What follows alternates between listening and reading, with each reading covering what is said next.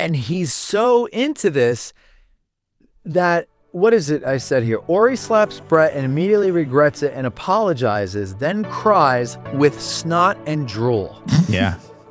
I mean, that's some acting.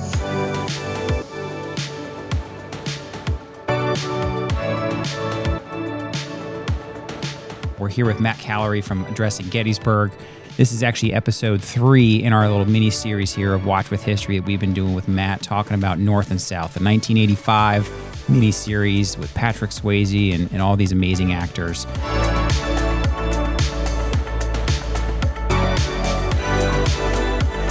I'll link the other 2 episodes that we have done before this, because this is going to be kind of the last part of what they call Book 1.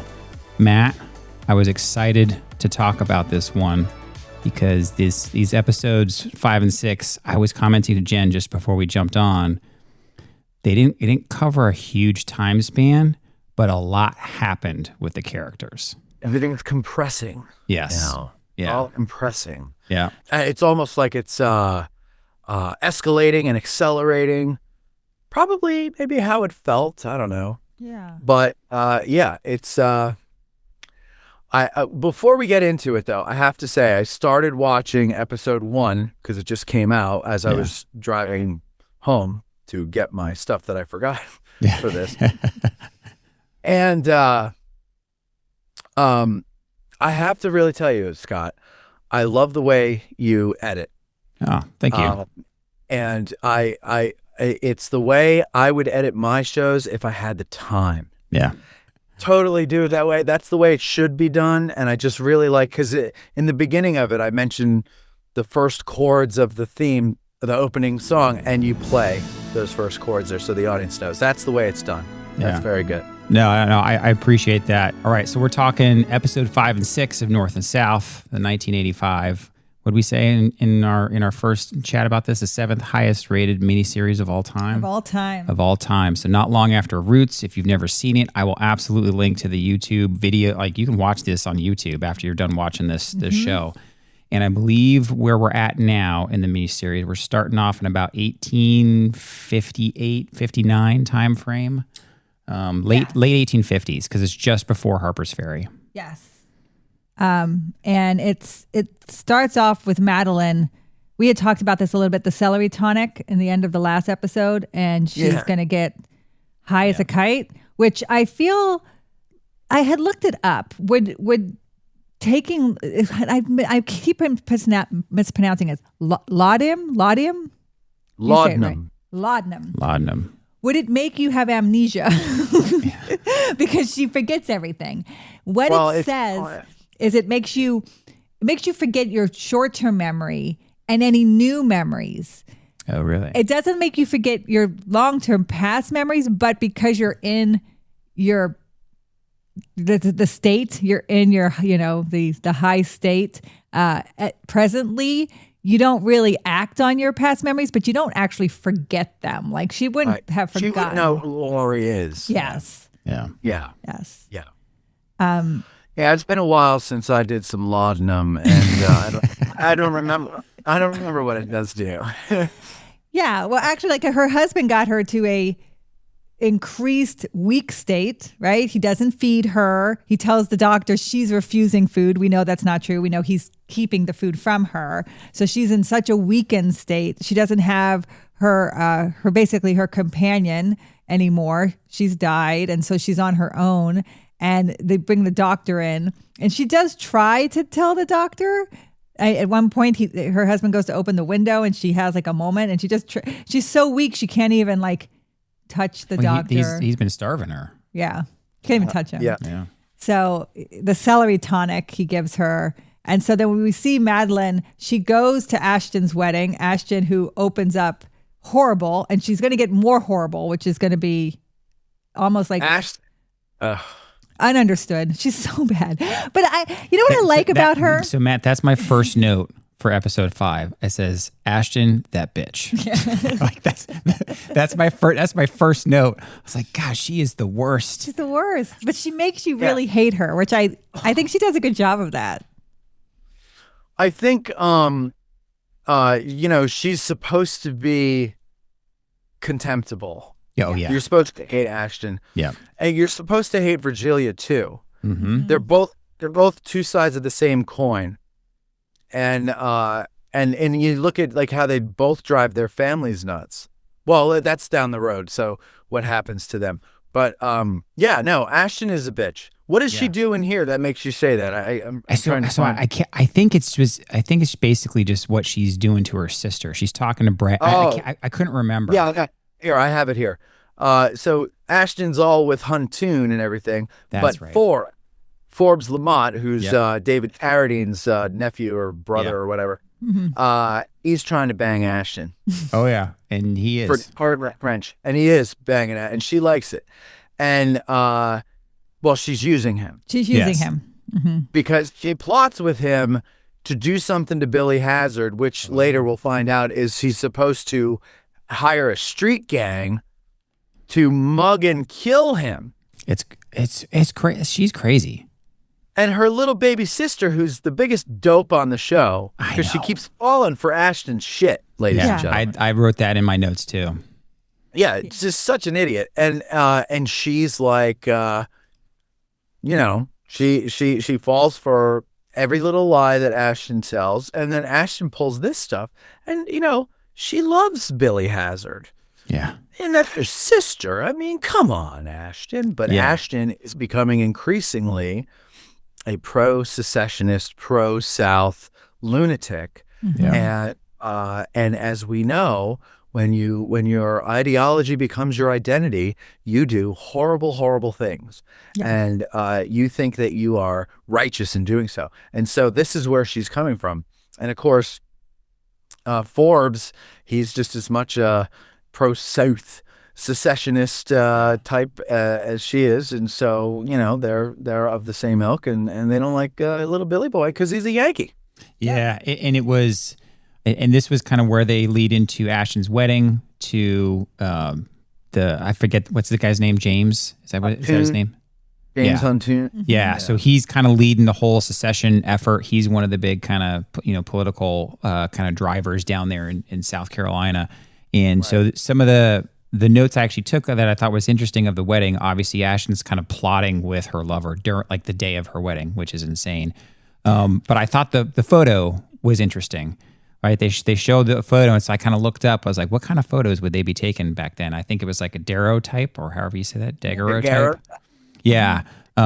Typically for weddings like that. And so I just thought that was interesting, right? He said, they set up and he said, hold. So he counted to like 5 or 6. Yeah, they had to stand perfectly still to not blurry it. Yeah. But, yeah, and I had spoke too soon. I had said how great this looked hair-wise, not 80s. I will say those hairstyles for the wedding were totally 80s. Oh, yeah. That was not hairstyles of the 1850s there. They looked very 80s in that. And I was like, that was not great. One thing they did do, though, was they played Dixie. They played a lot. Yes. They did a lot. And the person who wrote Dixie is actually buried here in Memphis at Elmwood Cemetery.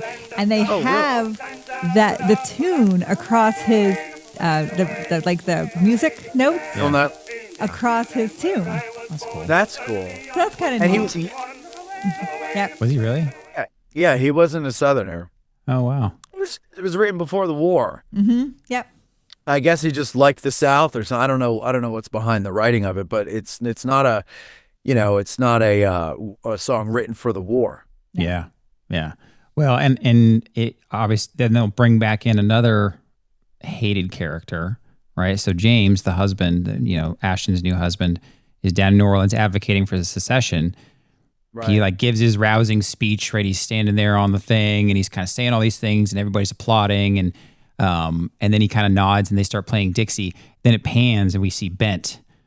Yes. We see the arch nemesis and we're like, oh no. And so that's what was my notes. I was like, oh no, it's Bent again. Right. And then I guess he knew James, and then they're kind of off to the next part of the story. So they go off to the kind of hotel of ill repute. The house of ill repute. Yeah. Is there anything that you want to say, Matt, about any of that? I wrote Bent is back and Orry's got some trouble. That's what I wrote. That's a good one. Because he realizes the family. He's like, oh, I hate this family. Yeah. Yes. Well, right. So he goes whoring with Huntoon. Yeah. Yep. And he meets Elizabeth Taylor, who happens Elizabeth to be Taylor. She looks great. And- She's a madam. she's a madam, and he learns that Madeline's great grandmother Yes. was a slave. Yeah. Yes. That was And- like the big And thing he's there. like, right. And wait, does he learn at that point that it's Madeline who is related? Because he sees that painting on the wall, and he asks about it. He figures it out because she looks so much like Madeline. It's a painting of Madeline. And he kind of kept It's asking, serious. he kept asking all the questions like what happened to the daughter, and then I think she drops Madeline's father's name. That's right. So that's how I think that's how he made the connection. He was talking about this girl that used to work there, and then she left with this rich man, and I think she dropped the husband's name. Although I don't think she ever knew Madeline's name or anything like that. But I think that's how he connects the dots. As I was rewatching it this afternoon to prepare for this, to refresh my memory, and I started with episode 6, not episode 5, because I want to get to the tension. Let's get to the goddamn war already. The one thought I had was poor Madeline. Like Madeline gets the shit end of the stick on just about everything. Her dad drags her up to South Carolina, marries her off to Justin. Justin abuses her, kills her best friend, Mom Sally, drugs her, right? And then more shit happens later on. Yeah. I want to get there, And even later than that, things just poor Madeline. That's all I keep saying. Yeah. Poor Madeline. Yeah. She gets the brunt end of this storyline. Sure. And you talked about it last time, Matt, this one drop rule. I think they do a very good job of kind of explaining this. You talking about the bloodline? Yes. Well, they believe like if you had one drop of black blood in you, you were black, right? And so, and it depended on how much, right? They use different terms. Like they had different terms. Yep. So she would, if it was her great grandmother, that means that she was 1/8. So she was the black. octoroon. Octoroon was the term that they used. Yeah, and they have a quadroon if you're fourth. Fourth, right. Mulatto And if half. Yeah. Half. And I think those terms were used into the 20th century. Mm-hmm. I know. And government documents. Isn't it crazy? Yeah. It is. I mean, it's crazy today. I mean, I believe that that's what it was back then. But to think of that type of, but then also you look at like the Nuremberg laws, and they're very similar. They are. Yeah. Mm-hmm. Bush law, and the way they determined who. It's just people are awful. I think was it Bill Maher said that human beings or people are the worst human beings or something like that. It's terrible. Like people are really bad to each other, and I don't like it. But so she finds out, or no, sorry, Bent finds this out, and you can see the wheels turning in old Benty's head. Yeah, right? we're just left wondering how he's going to use that information. Oh, wait until you find out. I know, and the thing about so I think. Here we have some big names. Here's Elizabeth Taylor, Oscar winner Elizabeth Taylor. She's the madam. What a perfect role for her, really. She looked great, right? Yeah. But I always tell Scott, like in a past life, I was a madam because those women are not dumb. Madams are smart ladies, right? Like they have non-formal power, but they wield so much power, even politically. Like they really do. Oh, yeah. And for her to kind of sit there and be manipulated by Bent asking the questions, and she was like, oh, I'd be like, she'd be like on to him in 2 seconds. Why do you want to know? Why do you care who this is? What are you looking for, Bent? Right? Yeah. Like, No, they were the unfortunately, they were the Jeffrey Epsteins of their day, at least locally. Yeah. They knew all the dirty secrets about the politicians. They could make or break you, probably. Mm-hmm. Yeah. So there's so Bent, by the way, is a major now in the United States That's Army. right. Okay, because there is no Confederate army yet. Yeah. Now we go. George and Orry are talking. Why are they talking? Where are they now? Is Orry down? So Orry takes the train back up north to Philly, because he wants to kind of give him his initial profits of the the business, the joint venture, the joint mill or whatever like that. So he takes $80,000 up there, right? And he takes Brett. Yes, Yep. and he takes Brett, and that's kind of the key point. And so we looked it up. With $80,000 in 1858 was about $3.5 million today. He's traveling with it. Yeah, yeah. So he brings it up in his little case. He's like, "Here you go, Yeah. plunk." You know, But like what I get, like I was thinking that because he does it again later. yeah, And I'm thinking, what else would he have done? Like, Yeah. I mean, I guess you have to hire like a armored, like Wells Fargo. I don't know if Wells Yeah. Fargo was around yet, but something like that, or but then there's God knows what kind. So he wants to see his bro. yeah, Okay, Yeah. as this bromance, he wants to see his buddy. This is an excuse to go up there. Yeah. But also, who better to protect it than you? Yep. Yes. Yeah, so he's traveling up, but I also kind of noted that on the train riding north, he starts getting pushback for just being a Southerner, right? Just for being on the train up north, he kind of starts getting a little bit more of that, right? And he keeps his cool. But, then once he gets up there and they're talking to George, he's talking about Charles. He mentions how Charles is chasing bandits in Texas. And I guess Cortina. So they mentioned him, and he was actually a real person. I looked it up real quick. And then my next note was Virgilia is a zealot. So I think she re-enters the picture. This is where Virgilia art's really, really getting on my nerves. Yeah. And I was thinking about this today when I was watching it, because she also has a moment later on in episode 6. And well, first of all, Kirstie Alley has crazy eyes. She has beautiful eyes, but they can look crazy, and she's really good at crazy. And and people like that unnerve me to begin with. So I don't like her because of her. I hate to say it, because of her mental illness, right? Like she's mentally ill. Oh yeah. Most are. So she bugs me there. She just unnerves me. When she walks into a scene, I get uncomfortable. Yeah. Okay. But my dilemma is I completely agree with her cause. Sure. But there's to me, there's a right way and a wrong way to get your cause to be embraced by everybody else and become the law of the land. And she's heading towards the wrong way in my book. Yep.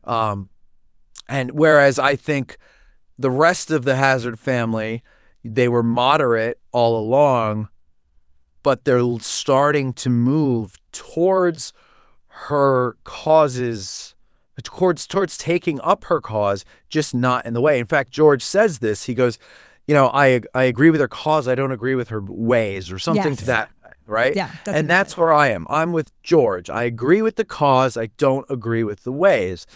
And but okay. So now I'm remembering, because Orry's up there with Brett, giving the money, and who pops in but Crazy Virgilia? I say it. Crazy Virgilia comes in and starts fucking with the mains. Yep. Yeah. Oh yeah, Brett. And she's leaving for Chambersburg, right out here by me. And she's going to join John Brown, the new Messiah. See, when you start talking of a human being as a Messiah, Oh yeah. I think you're crazy. And Orry thinks he's a murderer. So this is like the John Brown. Like I said, we did an episode about John Brown, and we had people in a tavern. They were talking about him. And to this day, this is the argument with John Brown is people who think he's a murderer or a terrorist. Other people think he's Jesus.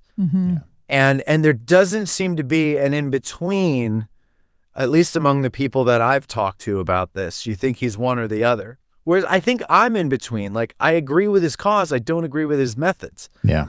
And And so I'm on that fence there. But yeah, so anyway, so she's going there to be with him.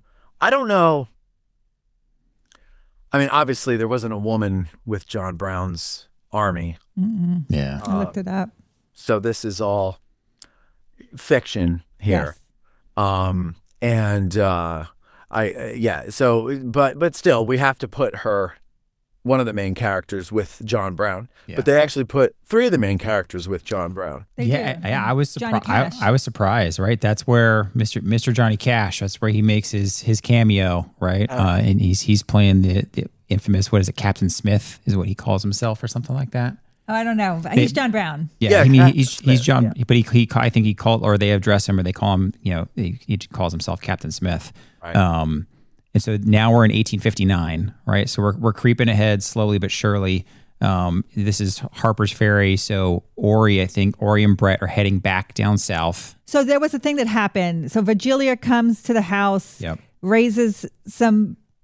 She like she does, and like you say, we agree with her. We agree that.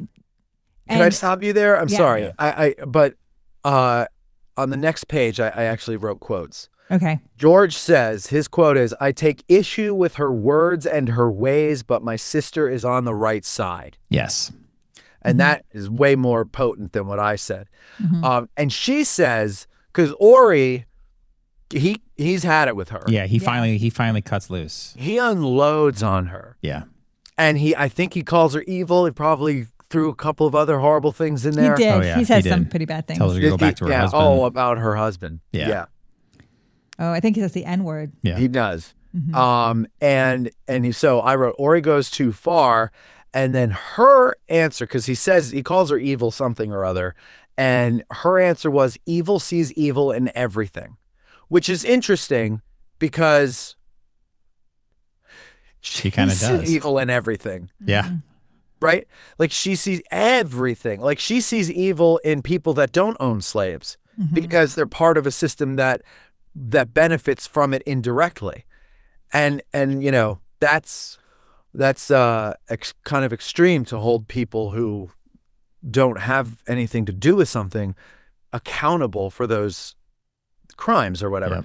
Yep. That's not how rational people act. But anyway, so and then also George questions her marriage to Grady. And I don't remember if it's to her face or about her, but he wants to know if it's a marriage or a political statement. Yeah. Yeah. I thought that was interesting. Well, because even us as the audience, you're kind of wondering that as well, because you just can't tell. Like she's so crazy, and it's very obvious. She's so crazy. I mean, she's talking about like they need to burn, and the only things will be cleansed in blood, and all this stuff, right? And she even says it later in episode 6. So you just kind of don't know if her marriage to this man who's an escaped slave from the South who made it north is real, or if she's doing it just because that's where her kind of crazy headspace is. She keeps saying that she loves him, and some of the emotion that she shows later, like after, right? Spoiler alert, right? He's shot at Harper's Ferry, and Well, she's so what they're showing is like the radical right, the radical left, right? Yeah. So she's the radical Yeah. right. She's radical. Like you said, she's so insulting to Orry that he doesn't see anything but her insults. Yeah. He's not going to get any message from her because all he feels is that she doesn't see him as a person anyway. And that is the curse that people like her have to live with, is people are so turned off to their demeanor and their presence that they can't hear the message because they're so offensive to all their senses. Yes. Everybody else's senses. Yes. Yeah. So nothing gets changed. They don't get their agenda. They don't get any. So instead, they just look radical. People want to do away with them. But because because Orry insulted her, and it is George's sister, Right. George asks Orry to leave. Yeah. Yes. And so they have this fight, Yeah. right? And that's where Orry takes Bryn and they get on this train. And as they get on this train, that's when they're stopped at Harper's Ferry. And I looked it up. They actually did stop a train, and they have the name of the train. They stopped that train in Harper's Ferry. So this is October of 1859. And they actually did stop them for a while and hold them. And Orry, again, he is, as much as insulted as he is, he's a smart guy, and he's still trying to bring Virgilia around to reason that this is not going to work. That this is dangerous. You're going to die. Right. You're not going to get your point across here. He kind of at that point disregards all the things that's been said about him, and he's still trying to save her. It's his best friend's sister. Yeah. And he loves his best friend so much that he extends that love to his family, even the member of the family who treats him like shit. Because he doesn't want to see the pain it'll cause everybody else. Yeah. Or at least that's what I think a person in that situation would do. But also, Constance, she says before this scene, at the end of the previous scene, she says something like, Orry and George have ruined their friendship fighting over what's wrong with this country. And how familiar does that sound today? Yeah, right? I think it was a great metaphor. Yeah. Right. Yeah. But so I'm sorry I keep going back and you're trying to get us to No, but I agree with that. But I just thought that was an important point there, because it's not only relevant today, but at that time, so many relationships, friendships, familial relationships were ruined because people were fighting over what was wrong with the country. Yeah. And that's as human and as old as the day is long, that whole thing. But back to the train. Who shows up along with So because he can't get to Virgilia, he tries to reason with Grady. Yeah. Grady shows up. Grady's riding with John Brown and that whole crew. And Grady does kind of agree with him. He's telling Virgilia to go. You're right, Orry. You're right. This is not going to end up well. And then it's the slave that ran away that Orry. Yeah. He shows up and he basically saves Orry. Yeah. He does. Yeah. But Orry, when he sees Prime, you could see the heartbreak. Yeah. Right. And that's the thing that's so uncomfortable about that whole situation is clearly this is someone he grew up with. They're roughly the same age, I think. Right. And it's like this heartbreak that, oh my God, you're doing this. Like, you're all going to get killed. Like, don't you see this can't work? Yeah. Orry takes on that kind of, hey, head of household caretaker, as soon as he sees Prime, and he's just like, oh, exactly like you're describing it. For our listeners, he just kind of gets, you see that disappointment. He's like, oh man, this can't end well. Yeah. Right. You guys are not in a good. This is not the way to do this. Orry's not even fearful of his life. He's just telling them that your guys are going to die. And what's interesting is Prime makes a comment here that life isn't better up north for him. Yeah. Right. Oh, yeah. Right. Yeah. He tells him that he's kind of disenchanted by everything. Yeah. He says people treat me just as poorly up here, and he kind of talks about that. I was a little surprised, but freedom up north just wasn't what I thought it would be. Yeah.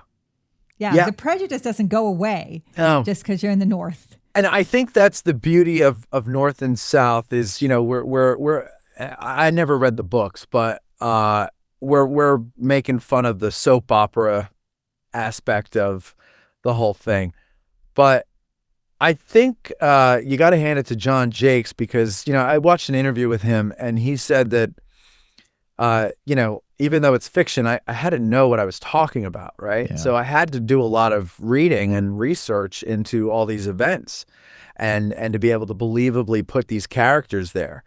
And in doing so, he also has to understand the arguments and to think about it. Like, if you're going to accurately represent, what these characters represent, then you really have to understand the ins and outs of their arguments. Yeah. And so you got to hand it to them there, because that's a point that you don't even. I mean, I've interviewed a lot of authors who are writing these university press books now, and they're very, all these micro histories, and they're very, very like in the weeds specific and stuff. But the ones about race, I'm delighted to hear that they are acknowledging that even up north, blacks weren't treated well. Yeah. And that even some abolitionist groups were like, yeah, we're just against slavery, but let's not go crazy with this equality thing. Mm-hmm.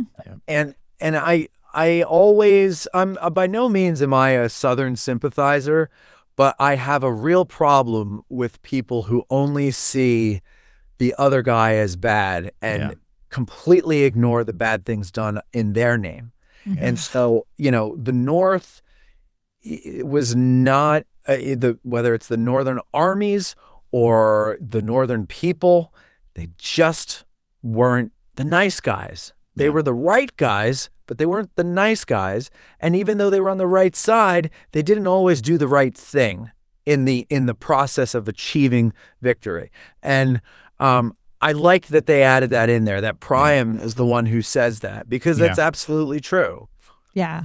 Yeah, it's one of those things that I've been continually impressed, right? This being my first time watching these, right? We kind of joked the first couple episodes we were recording these that I was the fresh eyes, but I've been continually impressed that, one, the historical, fairly accurate as far as what they're doing. Maybe not some of the 80s hair types, right? Hairstyles. But, as far as like it's one of those things is like true life is almost stranger than fiction type things, right? Going through this lead up to the Civil War. And really, like you said, when John Jakes, the author of this book, when he painted this painting, he didn't focus on just the fight part of the painting. He kind of put detail and context and took his time to paint the whole picture. Yeah. And that's what I've just been so impressed by this miniseries. We stopped at episode 6, so I haven't watched when the Civil War actually started. Like, we got all the way up to the very end, and we'll talk about episode 6 here in just a second. But I kind of want to watch the next couple episodes of book 2, so I get to see, kind of. Well, are we only doing up to the end of book 1, or are we doing book 2 as well? For these for now? I mean, maybe if we want to do book 2 later, but we'll. That's the best part. That'll be the draw to bring people and be like, hey, you need to go watch this miniseries. We'll do it over the summer. Yeah. Well, I'm definitely going to watch it because I've enjoyed this more than I expected.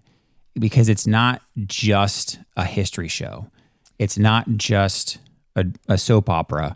It's a masterful kind of mix of both. And I think exactly what Scott's saying, what you said too, Matt. They have gone so deep in the empathy for both men that you really feel for both men, that this bromance is so strong that they emphasize it. That's why I think this first season ends at the start of the Civil War, because you see how strong this relationship is between these two men. And the only thing that's going to put them on opposite sides is going to be a civil war, right? And you feel so much for both of them because you've seen good and bad from both of them. And he's done a really good job making you empathize with someone from the South, which it's hard to do because people think if you empathize with someone from the South, you must agree with slavery. And that's not true, right?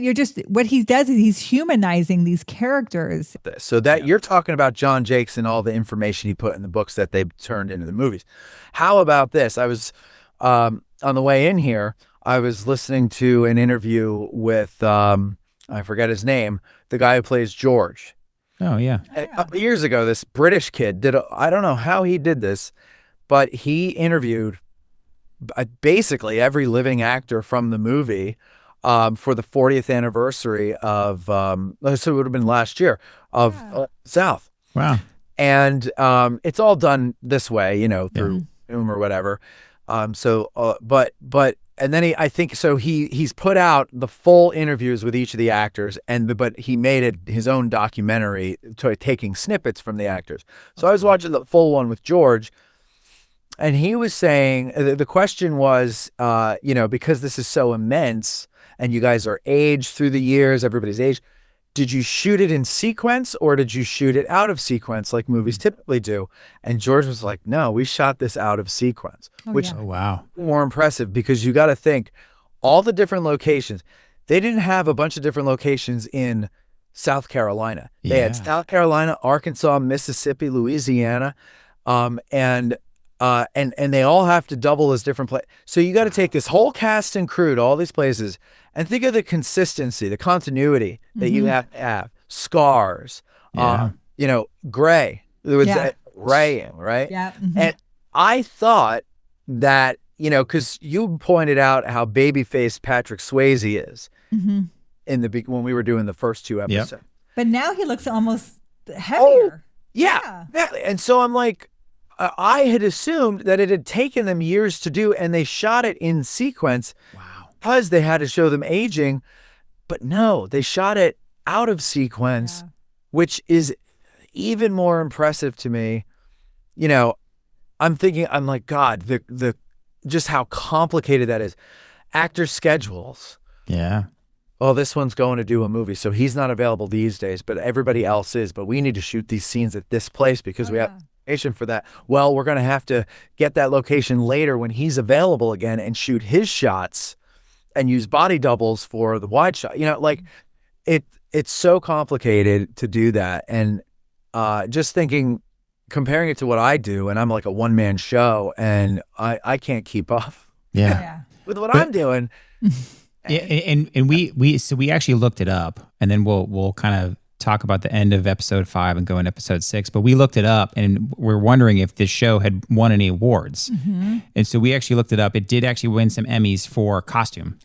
And I will say why I asked it at a specific point in episode 6 because I thought the costumes were on mark. And I said, did this win any awards for costumes? Because these costumes are great. Yeah. And he looked it up and he said they did. And I'll tell you what part. And it said that there were some other, they won some Emmys for some other like more technical stuff. But the big one was they won for costume and design, which I could totally believe. But real quick, at Harper's Ferry, just know that Lee's in command there. Robert E. Lee is actually in command when the army comes to Harper's Ferry. They don't show him, but they show J.E.D.B. Stewart. He's gonna approve he's gonna be approaching the engine house. So that's someone who you're gonna see in the Civil War. And then true that he actually was the guy that approached the engine house. Yes. Oh wow. So they do a good job he does a good job with that. I'm really impressed with the historical accuracy of this. But then we see Grady shot, and Kirstie Alley goes even further off the deep end. Yeah. And by the way, with the accuracy part, John Brown did not approach the train. Oh, okay. Brown was back in Harper's Ferry. He had guys, and the train. They were back in the fort. And the train, I believe, was stopped just outside the tunnel. Okay. Inside the tunnel. I don't think it made it to the station. They wanted to stop it before it got to the station. Or I don't even know if it was stopping there. It might have been moving on if I recall. And a black man was killed. Yes. Oh. They show that. But it wasn't great. No. Yeah. Well, you had to get Johnny Cash on scene, right? If they got him to say yes to a cameo, or like, okay, we'll make you John Brown and you can approach the train, right? We'll stretch the facts there a little bit. But then by the end of episode 5, we're back in South Carolina, or are we in New Orleans by that point? Because we go to Philadelphia at one point with Virgilia. Yeah, Virgilia's in the insane asylum. Oh, that's right. That's this episode. And what days? And that's actually, I think, before. No, that was after Harper's Ferry. That's after Harper's Ferry because Grady's killed. She's kind of captured. Let's imagine she's captured. Right. She's captured, and they put her in the insane asylum. John Brown is actually hanged in December of 1959. So this will. Sorry, I always say that 1859, and then I hate the 18. And then and so this has got to be in the new year, right? She's in the insane asylum. Yeah, the senator comes to get her out. The one that has like a thing for her. Yeah, Senator Green. Odd. Because they can't imagine a woman would be sane and a part of this. A white woman would not be sane and a part of this. She's got to be insane. Yes. Well, I mean, they were kind of right with her. I mean, she's crazy. She's both right and insane. Yes. Yeah. Yeah. No. Yeah. That whole thing. He was what's his face on MASH, right? Senator Green. Oh yes. Yes, he was. Yeah. Was it Honeycutt? Yeah. Yeah. Was it that? Yeah. I don't remember all the characters on MASH, but yeah. I love Yeah, that whole thing is that just gets creepier with Yeah. Senator Green. Yeah, he gets her out, like he has dinner with her at his house, and he's basically making a pass at her. She every doesn't. chance Even, he she doesn't even can. change her dress. And she doesn't even change. I know. She eats, and then she just like splits. And I was like, all right. Oh, gross. See, I know he can't wait. The other interesting detail when they're in Philadelphia, right? So that's where we go next to Philadelphia. Virgilia, she is no fan of Lincoln. Mm-mm. And this is another great point. Yes. Is again, same side of the argument. Yeah. She is so extreme that Lincoln is not extreme enough. He's a moderate, Yeah. because he's not against slavery. He's against the expansion of slavery, right? So he's not against slavery in the states it's already established in. He's against the expansion of the new states becoming slave states. And so she wants this radical abolitionist, Gert Smith, I think is his name. Yeah, something like That's that. who she supports. I looked him up. He was a radical abolitionist. She thinks Lincoln is just not strong enough and that he's weak, and she points that out. And so, yeah, she's very much, it goes to show you that as much as people today champion Lincoln, and Lincoln was the guy, and people forget that Lincoln was just trying to make peace too. Yeah. He was like, whatever, he was appeasement, basically. Like, you guys can stay slave states, just let's not, he wanted the expansion of free labor, right, for the North and for the people to have jobs. And so he didn't want any more slave states to come. But he was fine. He actually was fine with the Fugitive Slave Act. Yeah, they show that in the next episode. Right. So they make so the thing about Lincoln, it's very interesting. Like, she shows that not our Northerners loved Lincoln either. Yep. So. Yep. And does he like the Fugitive Slave Act, or I think his point to who was he talking to? It's either Seward. Seward. Seward, Yeah. He was talking to Seward. I think his point to Seward was, we've already given them the Fugitive Slave Act. It wasn't like he liked it. He wants. Yes. Like, what more can we do? Yes. And I took that as he actually doesn't like the Fugitive Slave Act, but we've given it to these assholes. It was his compromise. It was his compromise. Yeah, we compromised and gave it to him. What more can they ask for? What more do they want? Why do they want more with us? Because that's we're way ahead of ourselves. Yeah. But that's when he's going over his first inaugural address with Seward. He's reading it to him, which I think is great. One of his greatest speeches, both of his inaugurals. But go ahead. I'm sorry. Take us where you want to go. Yeah. So really, by the end of episode 5, we're back with Ashton and Brett and Billy back down in I think it's South Carolina. South Carolina. And they make it very clear. They put the South Carolina flag out. Yeah. They make it very, even Scott was like, what flag is that? Yeah, I didn't know. I'm like, that's South Carolina's flag. So what they're really pushing here is state rights, right? They're trying to show that they want their state flag even above the American flag, because this is representative they throw of the what American they flag want. off the balcony. So they're showing South Carolina will be the first state to secede, and really a lot of it starts there. And so I kind of like that they're foreshadowing that by putting out the South Carolina flag. And she's wearing a secession bonnet. Yep. Oh, yeah. She's wearing that. And then Billy Hazard, right? So George's youngest brother, I think, is down there as a northern, kind of Yankee soldier. Well, represents everybody at the time. Yeah, represents everybody at the time. Right. But he's down there at the fort, kind of with Sullivan Island. Yeah. So he's down there, and then he's trying to figure out a way where day and time where he can marry Brett. Mm-hmm. Intentions are building. Their hope is that their marriage will bring their families together. Yes. But as long as Ashton and Virgilia are members of them. Oh my gosh, those two. And Orry's still mad about the thing that happened with George and Virgilia, and so much so that he's not giving Brett his permission. Yeah. Right? They have a little. Yeah. Brett. Yeah. So Orry keeps telling Brett his argument is, what kind of life are you going to have? Like, what life are you going to have if you marry this northern Yankee soldier, right? Like, I understand, and he gets it, and that's kind of why he continues to say no. That and this friction that was created with his best friend George, that's pushed him. He's drunk and he slaps her. Yes, it is. but then she comes right back at him, and because she's yelling at him saying, "Hey, I can't wait for you to get it together for me to get married." So she kind of finally calls him out because he's just been kind of putting his head down and working and saying no to everything.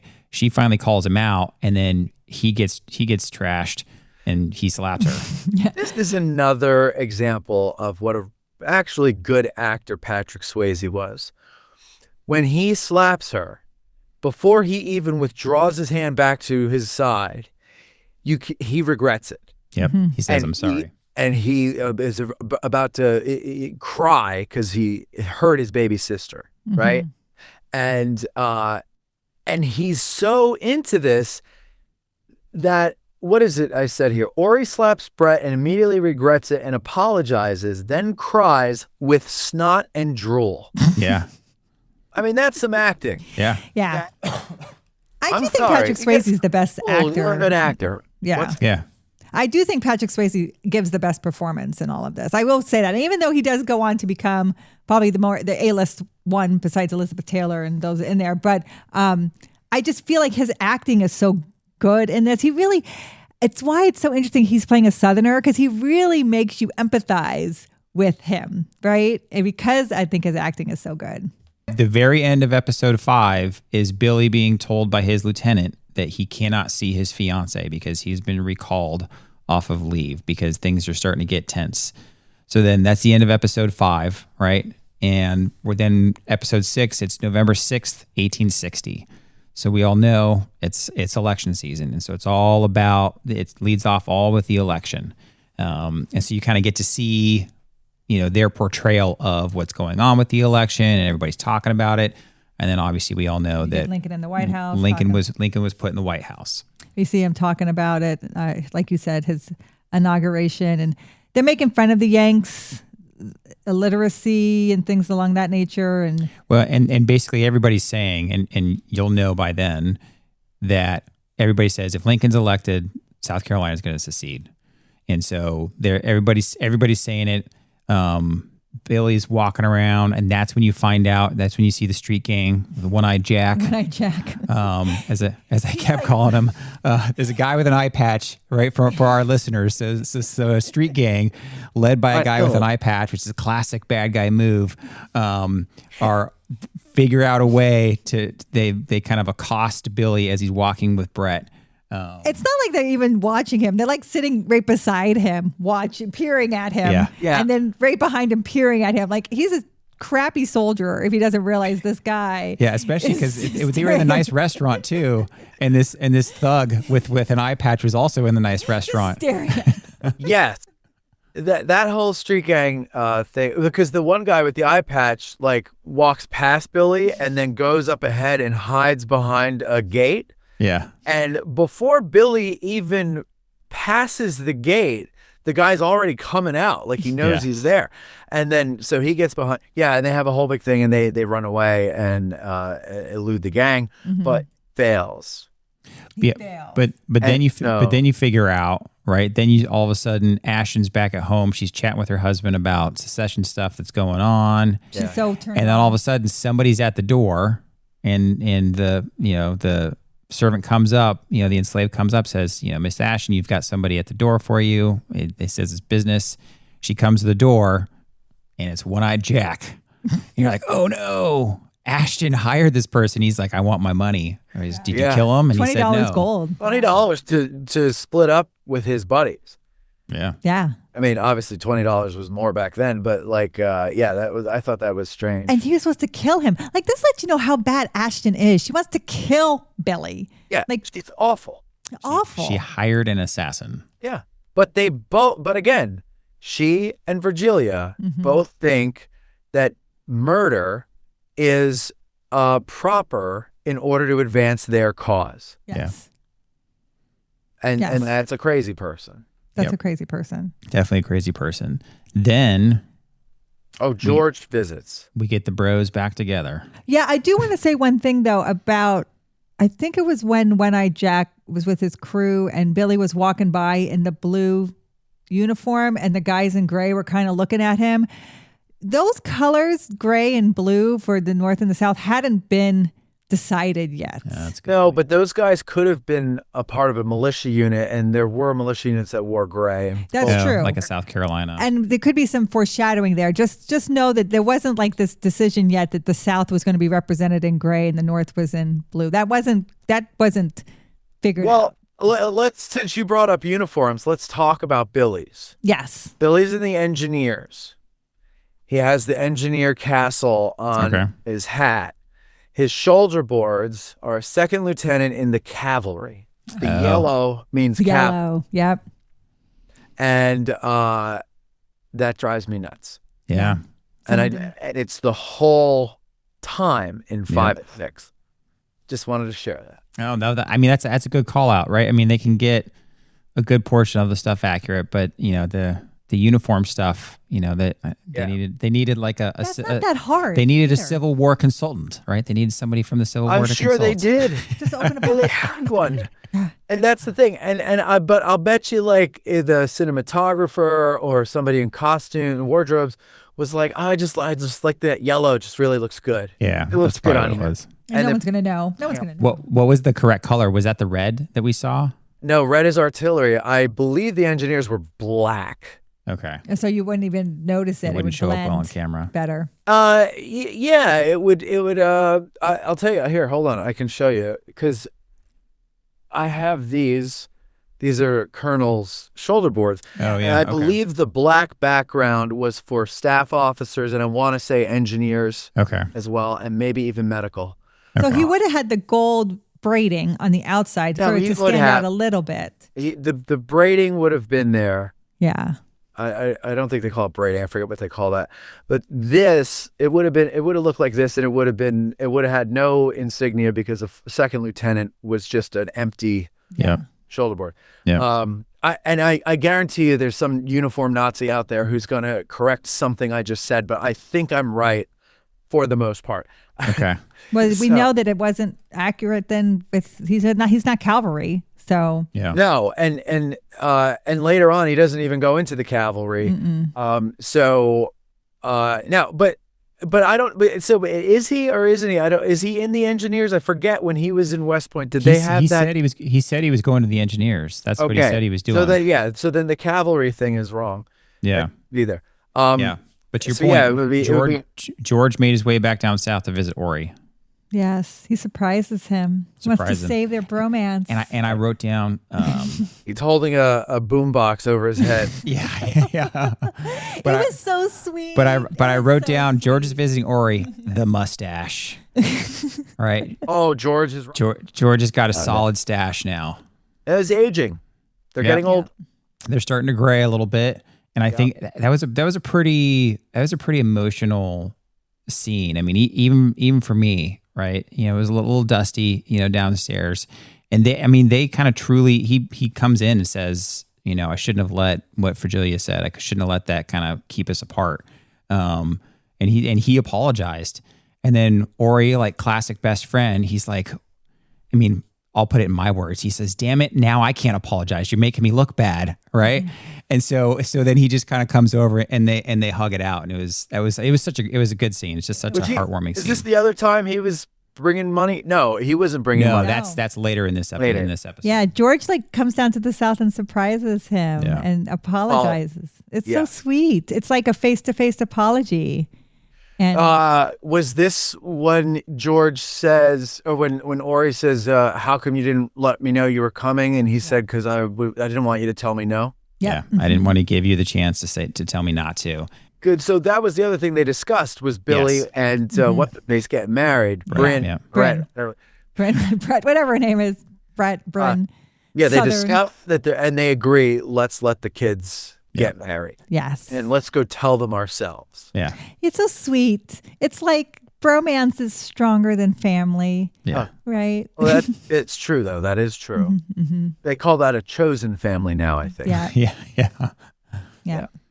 Wants to tell them together. They go to Charleston together to tell them together. Right. Right. And yes, then South Carolina secedes. Yeah. So they're kind of given permission to Brett and Billy. You can tell it's Christmas time. They had like a Christmas tree there in wherever they were. But then as they're kind of celebrating this, permission, Lieutenant Meade comes to get Billy. Yeah, Meade. And so he knocks on the door, and he comes right in and says, "Billy, we got to go." And he says, "Meade, what's going on?" And so all leave is canceled because essentially Tensions. The tensions are high, and then next it's December 20th, and South Carolina secedes. Right. And Billy, they're stationed at Fort Moultrie at this point. They're not at Fort Sumter yet. They don't Correct. get over there eventually because Fort Moultrie, they abandoned Fort Moultrie to go to Sumter. And so then Sumter is, I guess, placed on alert on December 26th after secession. Yeah. Now, the one note that I have here is I say Ashton finally shows her true colors. Yes. So that night of secession, so everybody's out there celebrating, and so George is still there. So George is still there with his visit. He's down there with Orry, and Orry's like, "Hey, do you want to go outside and kind of watch, essentially the downfall of the South?" Right? Because Orry knows this is not a good thing. Orry knows it's not a good thing. Orry knows it's not a good thing, but everybody's out there. There's fireworks, and people are celebrating, and all this stuff, and so they're there. It's the three of them because Billy has just left to go back to his fort. So it's George, Orry, and Brett.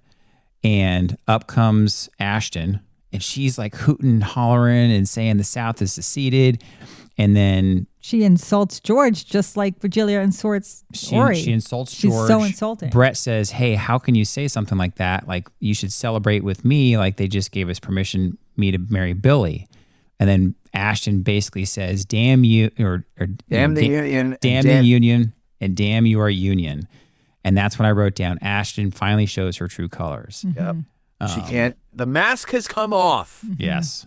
Yeah. So that was kind of a big reveal moment, which Brett, being the sister, she should have known this decades prior because your siblings.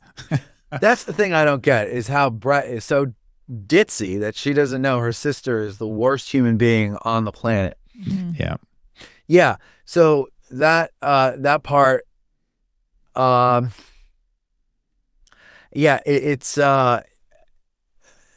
it's so funny how Ashton and Virgilia, both beautiful women, right? The actresses. Yep. Yep.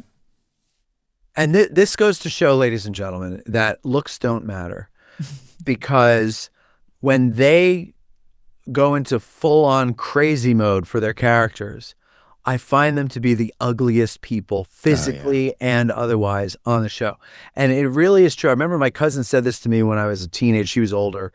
And I was a teenager and I had my first, broken heart or whatever. And I was all mopey and everything. And we're talking about dating and she's like, "Yeah, it's going to suck. You're going to get dumped, a bunch more times and, whatever." And she goes, "But you got to stop worrying about pretty faces." Mm-hmm. And I go, "What?" And she goes, "Some of the guys that I've dated that were really good looking they became very ugly to me. Like I couldn't look at them anymore because they were really bad people." Mm-hmm. And some dorky, average looking guy who's really nice and funny and smart suddenly became the sexiest thing to me. And I was like, "Please don't sexy." Please don't say that word. But I was like, that's ridiculous. That's the craziest thing ever. And then you get older and you find out that's exactly right. And it works here too. It's like, they're very pretty women, but once their characters go that way, like they're just ugly to me. Yeah. They just make your skin crawl. Like every time I see Ashton, I'm just like, ugh. You want nothing to do with either. You want nothing to do with either of them. You just want to be away from them. Go away. When Ashton shows her true colors, and she, leaves them on the porch and goes back with the rabble, she sees Forbes. Oh, that's right. Mm-hmm. And they go off to conspire to ruin the marriage of Billy and Brett over some hot sex. Yep. That's how Ashton does it, right? Yeah, we saw her at West Point. She's consistent. Oh my gosh, yeah, she is consistent. Yeah, she is consistent. And I also put in here, Huntoon and Ashton seem like brainwashed zealots like Virgilia. Yeah, They're cut from the same cloth, which is so funny to me because I don't know if Huntoon, I don't know if he's much a zealot. I think he's just an opportunist that he kind of strikes me as like one of the rich Southerners who just wants the South to be the South, right? He's very much kind of just like cares about himself and cares about, hey, Yankee, stay out of our business type. He didn't strike me as a zealot. Like I got the impression from his character that he didn't really care, but because what the North was doing was affecting what his little dominion in the South, like that's the impression I got from his character. He was a little more laissez-faire and just kind of doing what Ashton's doing because he's a playboy and hey, sure, I'll go kill a guy for you. I think you're right. Like he's a little more that, but I think I probably wrote that because I'd already watched an episode past and I go, oh, I forgot to take notes on this one. So I went back. Is when the war starts. Mm-hmm. Oh. He is more zealous than before. He grows into it. He's still all of what you said, but he adds zealotry to it as well. Yeah. He's also ambitious, and I don't want to ruin the war for everybody, so we'll get to that later. Yeah. But So now you wanted to move on to February. Go ahead. So Texas. Well, I just remember when she's sitting on the porch with her mother, Bryn. Is it Bryn? Brett's sitting on the porch with her mother, and they talk about Texas. It's just Brett. Oh, damn it. I got to write it backwards. No, it worked. It's hard for you to think of Brett as a girl. But yes, Brett. She's talking to her mom on the porch. Her mom is Gene Simmons, too. So I forgot. Gene Simmons is in Guys and Dolls. Huh? From Kiss? That's why I saw Gene Simmons. I was like, huh? No, she's an actress. She's from Guys and Dolls. That's kind of what I remember her from. She's a famous actress as well. Not like Elizabeth Taylor status, but right. And they talk about Texas seceding. Now, in order, South Carolina's first in December. In January, you get a lot. You get Mississippi, Florida, Alabama, Georgia, and Louisiana. And then February 1st, you get Texas. So if they're talking about that, it's after February 1st. They're sitting on the porch. And that's when they're worried if Charles is going to come back. Yeah, because Charles, if you remember, right, they were talking about Charles being down there with his army unit. And so that's the next place we're at is that. And then you see Fort Sumter after that. Right. So Charles, he's down south in the United States Army. Yeah. Mm-hmm. Texas secedes. And now who's his buddy? People pick their sides. So I didn't know who his buddy was. So because they show the scene of Charles down in Texas, and I love it because he's like wearing like the rawhide jacket and all that stuff, and he's all confident now, and right. So he's not the Charles Maine that we were first introduced to. He's kind of grown into this man, into a soldier. Gets down there, and he's talking to somebody that he's close with. I don't think they said his name, but he's saying this doesn't make any sense. How come one day we were all fighting together? We've all been down here. And now just because some politicians say that we've split, we can't be on the same side anymore. He's like, I'm not going to stand for that. And so he's talking to his friend. He's like, I'm never going to, you've saved my life and this, that, and the other. And his friend who's I think he's from the North says, I agree. Like I would never, fight against you, but he's leaving with the other Northern soldiers to basically take whoever's from the North, the Northern contingent, they're going to ride off back to the North. And then the Southern contingent is, I think, staying with Texas. And then this part was good too, because there's a part in, I don't remember if it's this episode or the previous one I had in my notes, but we didn't cover. No, it's episode 5. There's a scene with Justin Lamott, and he's talking with somebody, probably Forbes, and they're talking about how Southern cadets are leaving West Point. Oh, that's right. He's very excited and proud of them, and he says, I'm going to raise my own regiment. Yeah. And so we see that in the previous episode that these Southern guys are leaving West Point, and now we're seeing the other side of that where a Northern contingent of a United States unit way down in Texas. I mean, how far away from the North can you get, right? Yeah. And way down in Texas, they've got to leave now and go through all these states to get back to safe territory. Yeah. but yeah, and also you just while you were describing that, it kind of made me realize like George and Orry, they're the older generation, and who've already served in a war. They're veterans, they're businessmen now, they're family men, and their outlook on the whole thing is a little more nuanced and mature and informed. But now here we're looking at the young guys, 18, 20 years old, and they're, well, why do I have to do that? We're comrades, like we've together, we've protected each other. Now I have to go and fight against you. But then of course, once they get out of the cabin, they find out that there's other guys that are perfectly willing to switch like that. Yeah. Well, and so his friend mentions that. He's like, hey, let me walk out first because a bunch of these guys have already think that you're doing bad things, right? Yeah. Which just kind of shows the insanity of the whole situation. And then he gets out there, he fights with a corporal or a sergeant or something like that because Corporal. I think he says, thanks for saving me from, that Indian or something like that. Thanks for saving my scalp. Because I should have let him. And he's like, I should have let him. And then he calls him on it and beats him up a little bit. And then the northern contingent rides off. So, Right. And then I think, is that when he resigns his commission as well?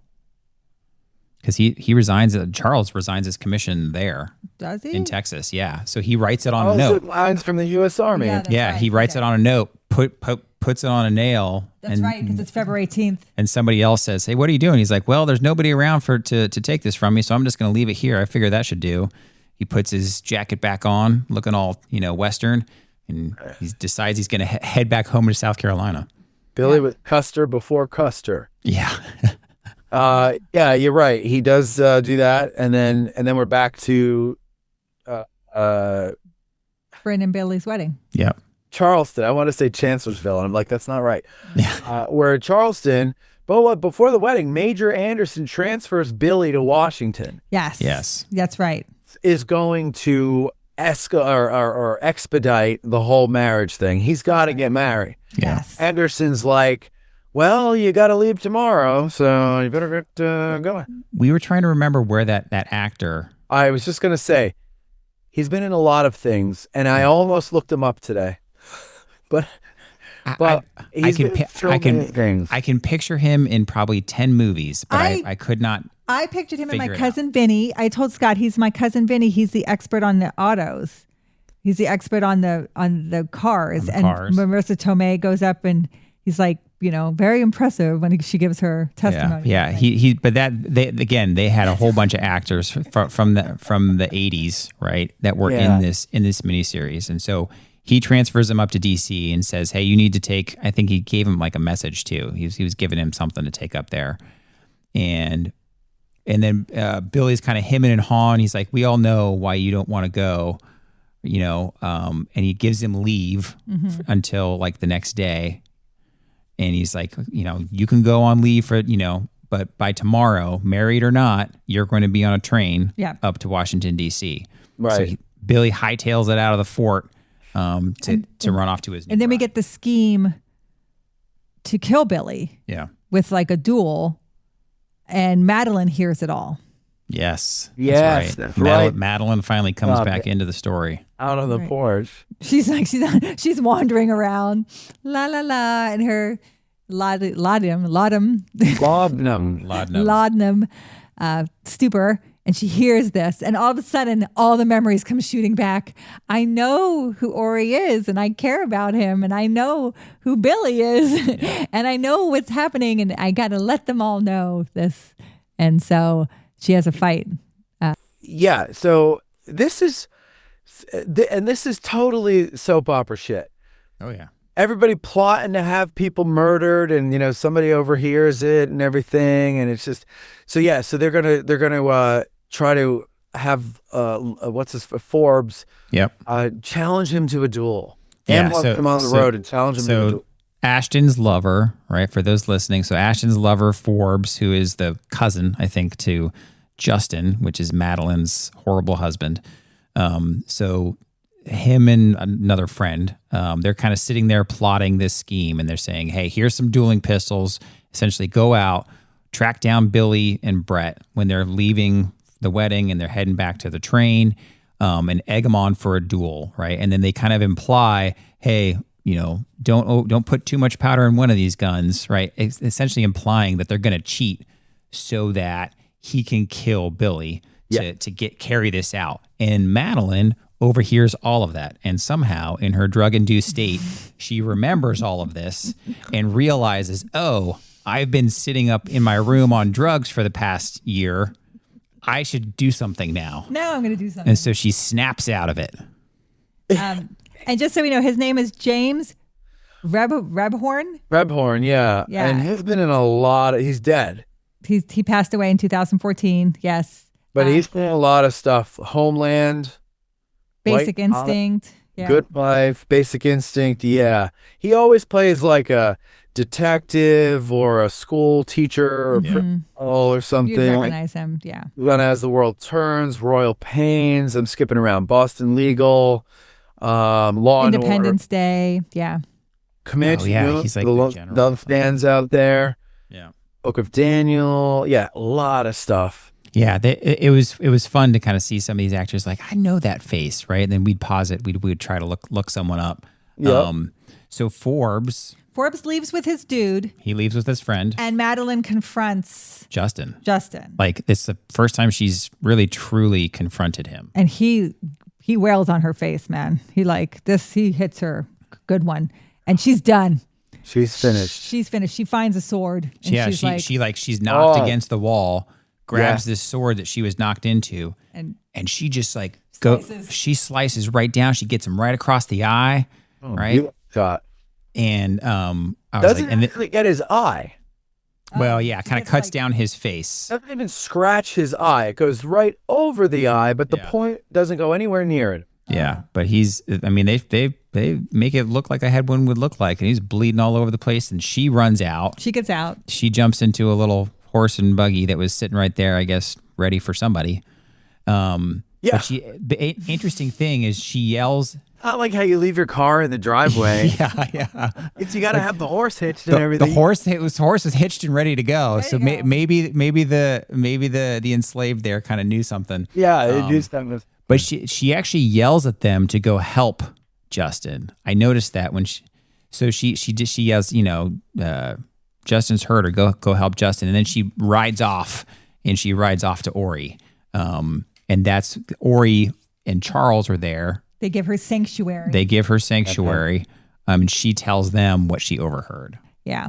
So this is what you were saying the other day, Matt. Was Orry tells Madeline, hey, we're going to take care of you. I'm going to offer you sanctuary. You're going to get a divorce on grounds of physical cruelty. Right. So then finally us as the audience are finally like, oh my gosh, they're finally going to get to be together. He's going to save her. He's going to bring her out of this. Yes. So they get married and they got to get to the train, right? Because that was the whole premise. Like they got married quickly. And that's when I noticed her costume. Her dress was impeccable. And that's when I said to Scott, did they win anything for costuming? Because her dress, when they get onto that wagon, was impeccable. I thought whoever did that. So that's when he said they did. Yeah. The men, not so much. The women, which honestly, when you're watching North and the South, you're caring more about what the women's dresses anyway. So, I mean, I guess as a woman, I do. But learned about clothing either way. And so they get stopped along the road, and he insults him. It's like a quick duel. It's a quick duel, and the decorum is fast, right? He slaps him across the face. I challenge you to a duel. Like the decorum of dueling is very quickly done.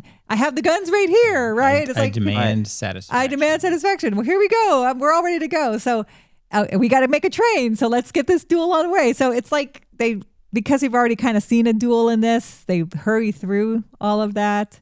Well, I think it's also that their goal is to kill the kid, and I think he knows how to just get his ire up real quick. Yeah. And so he just goes straight to it. And doesn't she even say like, no, this is a setup? Or she yeah. Like, she says something to like they're ready. She's like, this is what they want. Yeah, this is what they want, right? Yep. Yeah, and she just sits in the wagon while they do it. La la la. Yeah. So then they show right the duel, And Right. you could kind of been introduced to this duel process in some of the previous episodes, Right. when Charles had done the duel. So as the audience, we're familiar with that. But they show the duel, but they also kind of show that they were sly and they didn't load enough gunpowder in one of the guns, and that's the gun that they give to Billy, right? And so then they're setting it up, and Charles comes just at the right moment. yeah, Forbes is second, starts counting off the steps. Then you see Charles riding in, on his horse, just full speed. And Forbes turns around, tries to take his shot. Billy tries to take his shot, and you could tell it misfires or doesn't fire enough or something like that. Fighting charge. Yeah. Mm-hmm. So not enough of a charge, but then the fighting ensues, and Charles is there to help out. And Charles got his Bowie knife. Yeah. Like, I'm from Texas. Yeah, and Charles ready for fighting now. Like he's raring and ready to go. He even tells the guy, he's like, "Yeah, you picked the wrong person for this fight." He's there having a good time. Like, It does turn into like an all-out brawl. Oh yeah, yeah. They're brawling. Knives. Yeah, and they're struggling. They're grabbing for guns, and Billy ultimately stabs Forbes Lamont and kills him right there. Yeah, with his sword. What's interesting about this, James Bowie, in real life, the man from the Bowie knife, he actually was in a duel in Natchez, Mississippi. There's a sandbar there that he participates in a duel there because it's not quite in either state. So they would do duels on the sandbar outside of Natchez. And he gets shot twice, and the other guy shoots him twice, and then he pulls a knife and kills the person with the knife. So it's it's where the Bowie knife kind of comes from and named for him, and it's the first time a knife actually won in a gunfight. And it's like Bowie's knife. So it's kind of interesting that Charles has the Bowie knife in a duel. I kind of like, that's kind of neat. So. Yeah. See, I wonder if that's just coincidence because it looks cool on camp. Or if that's a detail that John Jakes knew and said, well, let me just throw it in there for the hell of it. Yeah, I don't know. Yeah, I don't either. But so now Billy's saved. Okay, and he and they make it to the train. And get married. They make it to the train, and this is when Ashton's whole plan is ruined. This is when she comes back. Right. And she's like, "Oh, we didn't wait for them. We just came back." And this is when you get Patrick Swayze's like, "You're not my sister." This and Orry basically pulls his sister into her room, right, so they can have a private conversation. Yeah. Lead to the riot act. Orry confronts Ashton when she returns to Mont Royal. Orry is irate. Mm-hmm. Ashton finds out through this argument that Forbes was killed. Okay, yeah. So, he kicks her out of the family. And the best part is when he kicks her out and he pushes her against the door, and then she says something else because she again shows her true colors here. Yeah. Because at first when he finds out, Forbes, she's like, Forbes never told me that or something like that. She's trying to lie. Forbes can't tell you anything. Mm-hmm. Forbes can't tell anybody anything. Forbes is dead. Like, at first it looks like she's going to cry and her face is, and then she just turns this evil look on her face. She's like, it's all your fault. And she starts lashing out at him. And he grabs her and throws her into the door. And she says something to him, and he's just like, that's it. And he goes and he grabs her again, opens the door, pushes her out in the hall. And Huntoon's standing out there with, who was the other person? Was it a slave, or was it, there was another person out there. I don't remember. Yeah. Yeah. And Orry continues to yell at her, and he goes, you're out of this family. You no longer remember this family, and yada, yada, yada. And she's like, well, my husband's going to be high up in the Southern government, and he's not going to forget traitors, and walks away. And then Huntoon stands there, and he looks at Orry. He's just like, oh.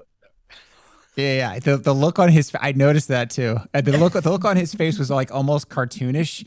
He kind of looks at Orry and he kind of looks at Ashton, and he kind of does this cartoon, almost like exit stage left. Yeah, and I think it's Charles is who's there, and he makes this great line, which I love: "Bad apples taking over the barrel." I love that line. Bad apples taking over the barrel. That is a great line. Right? Yeah. In both North and South. Yes. Bad apples taking over the barrel. Yeah.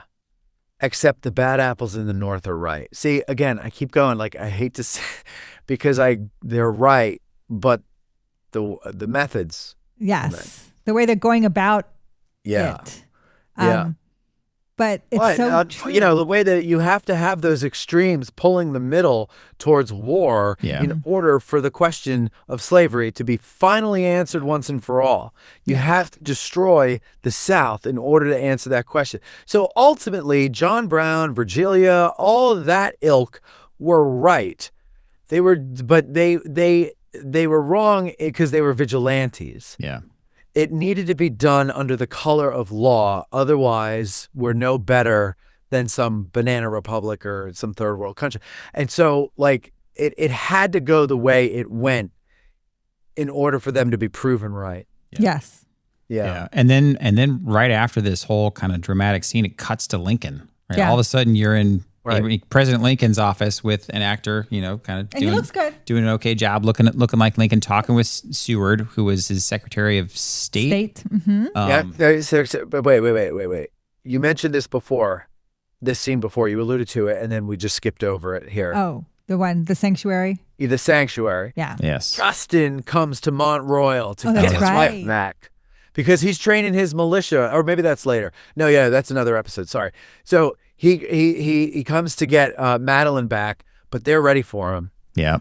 That's right. Yeah. So they're like they've armed everyone. Yes. Yeah, the Now, slaves and this is- everything. They've I armed, wrote they're here- enslaved, they've armed everybody. Slaves? Question mark. Mm-hmm. Well, I'm curious to know, like, if there were a situation in slave holding South where you've got a Justin Lamott bringing his posse over, right?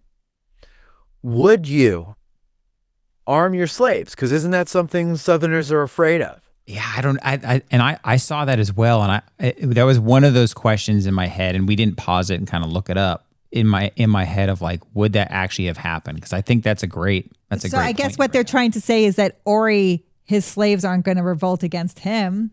That's right? what I'm saying. Is like, yeah. yeah. Are they trying to say that the main family is good to their slaves and their slaves want to protect?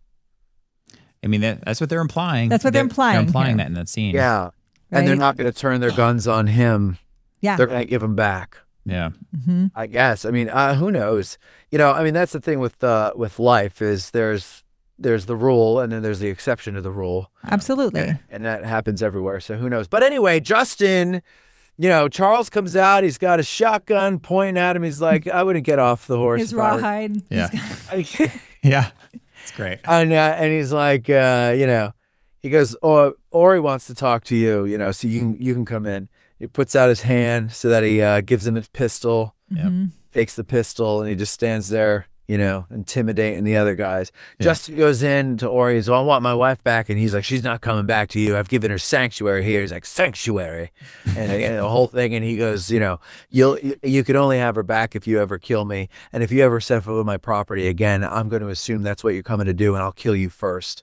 Yeah. And he backs off and he leaves, and again, He's done with the shit, man. He's done. he's done, man. He's waited 20 years. He just dealt with Ashton. He's done with her shit. He's done with Justin. Yeah. He can't take it anymore. He's cleaning house, man. Yeah, but he tells Madeline to get a divorce Yeah. based on cruelty or whatever, Physical cruelty. Physical and so that they can then get married. That's right. Finally, is like, yes. And he's like, "What the hell did he have you on?" And she's like, "I don't know, a tonic." And, Yeah. And he's like, it's going to get worse before it gets better. Yeah. yeah, that's right. true. It's like, "I think they drugged you." He's like, "You're going to be shitting the beds." So Scott, I said, he ain't going to want to be around for this. This ain't going to be pretty. She's not going to be a beauty anymore. All right. And then Is you it- said Lane. So now I'm sorry. Yeah. No. That's good. I apologize to the audience, but I want you to understand the story. I'm looking. Yes. Well, and this is good, and I actually do appreciate when you kind of make sure we kind of hit those important scenes, because that's a big scene there when Justin comes and confronts Orry, and that they finally all at least the friendly ties have been cut. And then we cut to Lincoln talking about, he's kind of reviewing his inaugural address, and that's when they kind of give you that insight, at least as far as the audience goes, of like you were mentioning earlier when we had kind of talked about this, was sure he gave in to the Fugitive Slave Act, right? Is that the one? But he wasn't happy about it. And kind of part of how they wrapped that up was when Seward kind of says, well, you should, kind of implies like, hey, maybe you should let, slavery keep going, into Texas or something like that. And Lincoln's like, well, I think I've compromised enough, right? The South should compromise. And so that's kind of how they're showing you, he's saying no more than what I've already given them. And it's a short scene, but they're kind of trying to give you the context, I think, of Lincoln's kind of approach to this. And this is March. Why Lincoln hasn't given them anything because he's not even inaugurated yet. Yeah, that's a good point. This is March. Preparing his speech. So he's saying we, the United States, we've given them enough. Yeah. And it's time that they start to compromise. But that's what Shelby Foote says in the Ken Burns thing, is that we lost our gift for compromise. And that's why we went to war, because the South didn't want to compromise anymore with reasonable people. Yeah. And then they show Billy and Brett. They show them there it was at the White House. There. So Lincoln comes down the steps with a hard-looking Mary Todd. Oh, she looks really not great. They didn't even try. They didn't even try, right? And so Brett and Billy get to see her, but then you also cut to Ben and Morgan Fairchild. Yeah, bent. Yeah. And Scott he doesn't really know who Morgan Fairchild is, but I remember that skit from SNL when he used to be like, Morgan, my wife, Morgan Fairchild, who I've seen naked. Like, I remember him saying that on SNL. I remember that one. Yeah, which comedian was that? It's John Lithgow. John Lovitz. John Lovitz. He used to use that skit all the time on Weekend Update. Remember that at all. Yeah. That's the only reason why I even know who she is. I only know who she is because she was in Pee-wee's Big Adventure and she played Dottie in the movie of Pee-wee's. Oh, movie. So one of the things that I commented, I said, my notes say, oh no, it's bent. And I said, why didn't he run back to the South? But then they a little bit later, they show him in bed with Morgan Fairchild, right? They had just been fooling around. Great. And he has a plan. I couldn't figure out what they were trying to imply, that Bent has like some sort of magic over women where he can just get them to do whatever he wants, because he's straight up telling Morgan Fairchild's character, I'm only with you because your husband has money and you're funding some of the things that I want to do. Yeah. And if you didn't have money, I wouldn't be with you. And she's like, oh, you're terrible. You're terrible. But he's telling the truth. It's the craziest thing. That's true. She's just like, you're silly. Like, no, like I really am telling you outright, I want your husband's money. Yeah. That, what is great about that scene, because he's basically telling her that he wants to become a blockade runner. And he wants to bring luxury. Make money off the war. Yeah. And he wants to profiteer off the war. And he's not going to fight for the South. He thinks Jefferson Davis is an idiot. Mm-hmm. And so he's not going to do that. He's going to make himself rich off the war. Yeah. And I forget what I think they're talking about the Anaconda Plan, which I don't even know if that was a thing at that time. Yeah, I'm looking it up. Yeah, I'm not sure, but it's. But he snaps at her. And he says, you are talking to a military genius. Yeah, that's right. Adam. She laughs at his face. Yeah. Yeah, she just straight laughs at his face. Yes. Yeah. Prompted me to write, Ben is a fucking idiot. Yeah. Yeah. Somehow he's kind of just like, I wouldn't even call it Forrest Gumping his way through this thing, but somehow he's just like failing his way upwards. Continually through his military, I'll call it career, quote unquote, and through this miniseries. Yeah. So the Anaconda Plan, just so people know, it actually was a Union plan of 1861, and it was to strangle the economy of the South, to basically blockade all of their ports, even into Mississippi, like an anaconda, like a snake, like you're strangling the South, and so you can't bring any supplies into the ports. And basically, you're strangling them.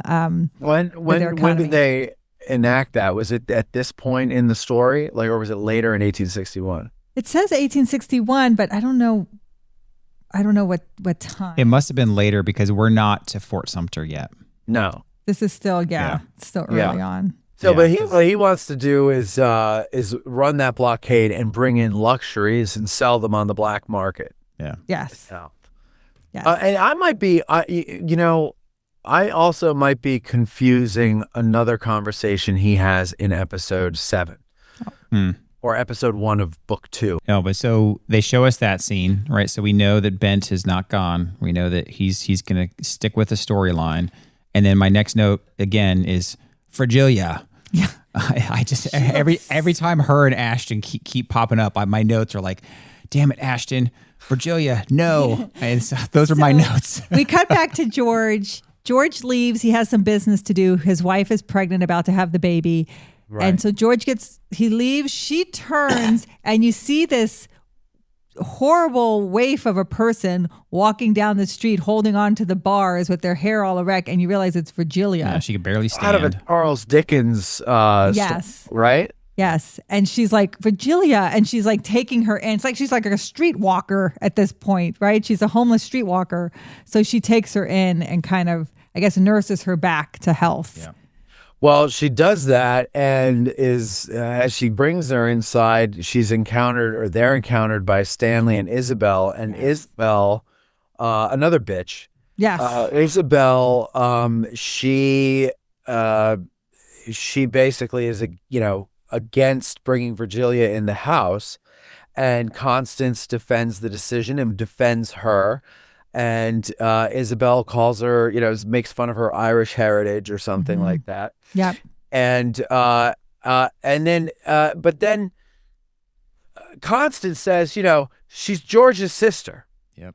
Yeah. And then the brother also says she's my sister. And then Stanley, and then Isabel's like, rah, rah, rah. And then Stanley goes, Isabel, she's my sister too. Yep. You're responsible for her. Yeah. So stay, but it's your responsibility. Yeah, you see him have a little bit of a spine in that moment just because Constance is setting that example of, the dirty Irish slut. Yes. Is taking care of my sister better than I am right now. Yeah. Mm-hmm. Yeah.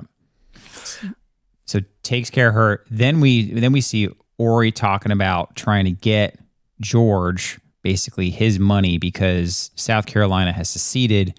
South Carolina has basically started making factories saying, hey, you got to start making wartime materials. And so what happens then too is they're going to start changing their currency, right? And so Orry wants to get the money up to George that he's earned. And it's like $500,000. Yeah, he basically says George didn't invest in something that's going to, create weapons that are going to be used against him. Yeah, from Montgomery to so he's out there walking with Madeline, right? So they're out there walking as a couple now, on his plantation, and so he decides that he's going to mortgage Mont Royal, and so he does for like $500,000, which I mean that's probably $30 to $50 million nowadays compared to the comparison.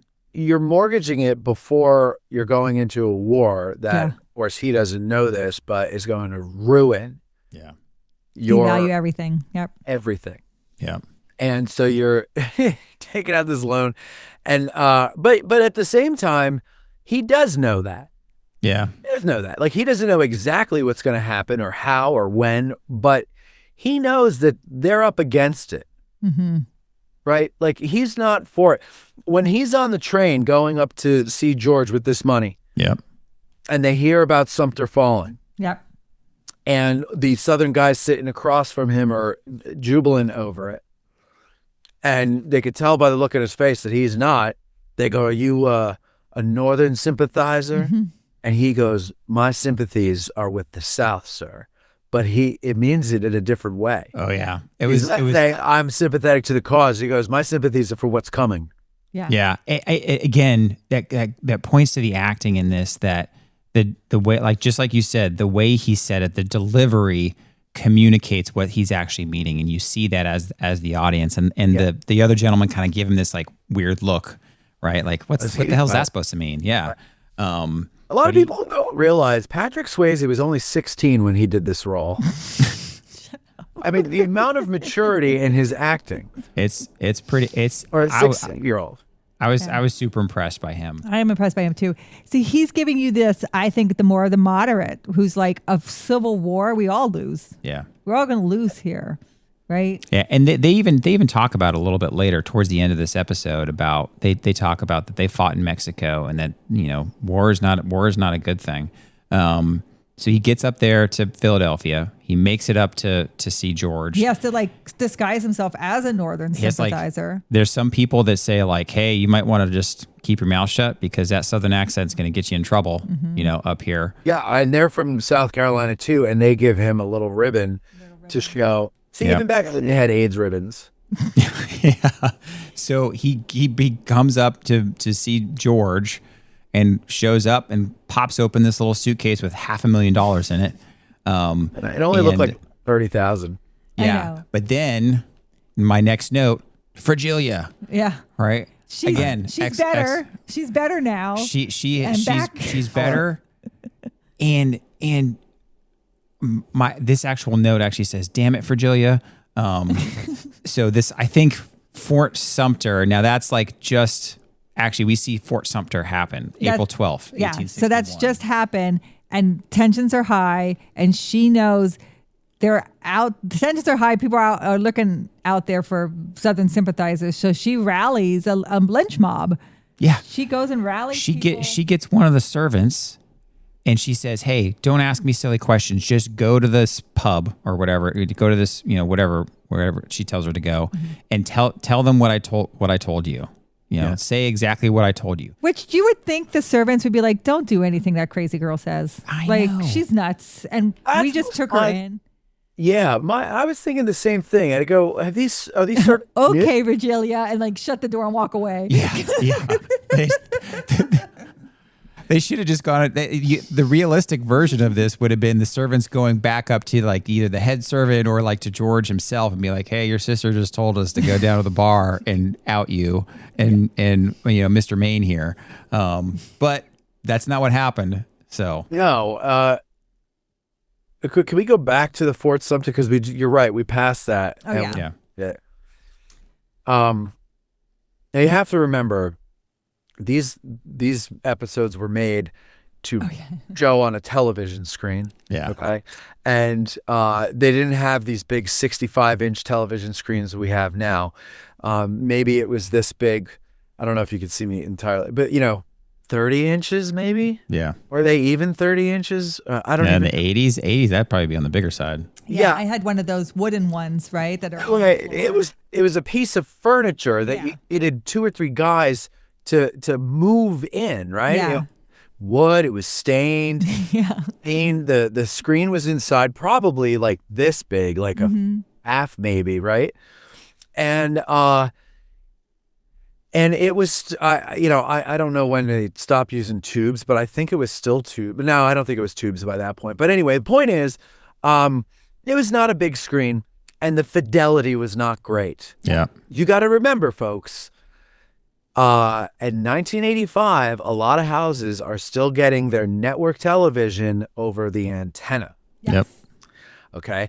Cable still had that. So if you had cable, which we did and my grandparents did, so if you had cable, it was maybe a little better, but the screen itself was limited. Okay. Okay.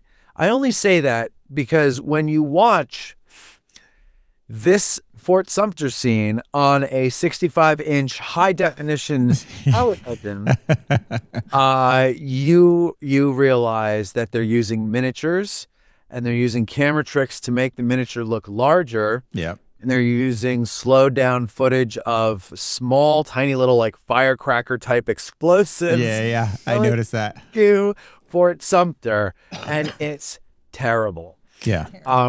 It is absolutely awful. But again, it made me nostalgic for that time when I, 7 years old. I didn't know what to me, I was like, this is so cool. Yeah. No, another thing was, Yeah, they show that, right? Start of the Civil War. Yeah, right. So April 12th. that's the match that lit the flame that started the forest fire. Then my damn it Virgilia note comes in because she comes in And like the crazy person she is, she can think of nothing in this world that she has to do other than target Orry Main, who's in her household, delivering $500,000 to her family. Bit that she's gonna suck the teat of. Oh my god! She's gonna steal half of this crap. Yeah. Like so like you said, the lynching mob shows up. they start throwing rocks in the windows. Yeah. And at first, George tells Orry, go out the back door. But then George realizes we've got to make a stance. We got to take a stance here. Probably at the back door too. They're probably at the back door too. So they both grab rifles. They both go out, stand on the porch. They both grab double-barrel shotguns. Oh, so yes, double-barrel shotguns. And they both stand on the porch. I liked shoulder to shoulder, basically. Yeah. Right? And they basically... Did you like the corny Hollywood line when they're loading up? Yeah. Back to doing battle again or something. Yeah. Something like that. It was like back battle. I should have written it down. I should have written it down too. Yeah. But they grabbed the shot, which, by the way, I thought was cool. George had hidden in the wall behind a panel. Like a wall. hidden panel closet. Mm-hmm. Yeah. Like, imagine that. Like, you have it right in your foyer. But I guess it's just for such a moment like this. Yep. You know. So they talk the mob down. That they do the classic, hey, first person to move gets shot, right? And he even calls him out. George says, hey, this is an old Army tradition. Like the person that says charge has to charge first, and he's pointing his gun right at the guy who said that. And so essentially everybody backs down. And he's like, and you know me, and this is someone I've served with. He also served our country. Yep. We're here together. We both fought for the United States. I'm not going to let you kill this guy. So here we go. Well, I don't understand though, since Orry is clearly conflicted by the whole thing, and he is a moderate, and the actual line on the train is, my deepest sympathy is for the South, sir. Which is what you say to somebody when their relative has died. Yeah, my deepest sympathies. But anyway, I don't understand, while he's up there, his mission is just to give his best friend money and perhaps see him for the last time before this war starts. Why not just say, no, I'm a unionist. Who the fuck cares? It's not like he has Facebook and then people can go check his Facebook feed and say, oh, look, you're very much pro-South and pro-secession. It's like, no, I'm a unionist. Like, I fought for this country, God damn it, and this is my best friend. It's like, just to save your own life. Yeah. No, that's a good point. That's something that he could have done. Now, Orry being the family honor kind of person, right? We've dealt with this decorum and this honorable thing to do, and right, like he wouldn't even be with Madeline, right, until it was like physical. Lie to people who are about to kill you. Yeah. Yeah. I mean, I think it's okay to lie to them. Yeah. So they do talk the mob down, but then they start talking about what they start asking each other's questions, and I don't know if they're doing this when they're waiting at the train, or if it's just after the mob leaves. But they kind of start saying, hey, what are you going to do if they offer you a commission? And they then both realize they both have been approached. Yeah, they've both been approached. They both realize because they went to West Point, and both sides looking for West Point officers who have experience. And Orry admits he's been asked by Jefferson Davis, and George admits he's been called to Washington. And so they both are going to do their duty. Yeah. Right. And so they're realizing in this moment that we're going to do what we need to do. And I think they're also realizing they're going to be high-ranking officers. And they're going to be responsible leaders, but this might be the next time they see each other, they're going to be on opposite sides. I remember the last episode we did, and I said I put me and my best friend in these positions, and I think, what would I do if I found my best friend on the other side of the battlefield for me? And I said I'd run across between the lines and be the first to shoot him. And this is where I would have shot him. Well, he takes the $10 out he still has that old ratty $10 again. He has that old ratty $10. Yeah. He said, hey, why don't each of us take a side of this, and we'll put these back together once the war is over. Right. Right. And I that's a good, I don't know if that's in the book or if that's something they did for the series. It was a good part though. Storytelling wise, that's like a nice touch to have in there, like all the way at the beginning. before that, I think they had like just left, right? They had left to head off to the train. So George was going to kind of help Orry get to the train. This last train out. But then we see Virgilia getting ready to roll out. She's in there like stealing stuff from the house. She's taking everything. She's taking the nice green dress from France, the pearl, and all the stuff. But Constance just continues to show her kindness and try to talk her back into the family, which she gives her all the stuff. She sees that she stole all the stuff. She tells her it's hers and takes it. Take it. Yeah. She even helps her. Have you, what Virgilia reminds me of in this part is, God forbid anybody who has to deal with this. I had a relative who was addicted to heroin. Mm. Oh. And I don't know. I didn't live with him. He was my cousin. He died from it. But I don't know if he ever did anything like this. I never talked about this stuff with his family, but it reminds me of the stories you hear about the drug addicted son or daughter who steals shit from the parents' house. Yeah. When the parents have given them sanctuary in the house, they don't contribute to the household. They're just bonked out of their mind all the time. Yeah. And then they need a fix and they steal money or something from their parents, some valuables. At least they have the, I don't want to say excuse because it's still wrong, but for lack of a better word, excuse of they've got this addiction. Yeah. Virgilia is just an asshole. Well, she says this comment, I have no tolerance for enemies that come as friends. And she, like you said before, when you're so deep into your belief and you become it, you can justify everything you do. And she even says to Constance says, well, how are you gonna get by, out there? And Virgilia looks her straight in the face with all this confidence, says, I have means. And then that's when she starts walking down the steps and she drops and everything spills out, showing that her means is everything she's stealing from the household. Yeah, the silverware. And then she's, again, Kirstie Alley kind of showing her acting chops in this. Kind of she immediately is ashamed, shows this, and then Constance just goes down and picks up all her stuff, puts it back in there, and says, I believe these are yours. Yeah. And then Virgilia takes it and moseys her way out. So there's something interesting here that Virgilia also says, and I've never been secretive about this on my show or anything. Is like I've always kind of battled depression, right? And one of the things the only thing I think that I really related to her on is when she says that she can't believe that she's ever been a part of the family because she looks at them all and she doesn't relate to them at all. And I've said that before is I always joke, and my sister's name is Karen, and I always say, well, it's Karen's family. And it's not mine. I just kind of went along for the ride.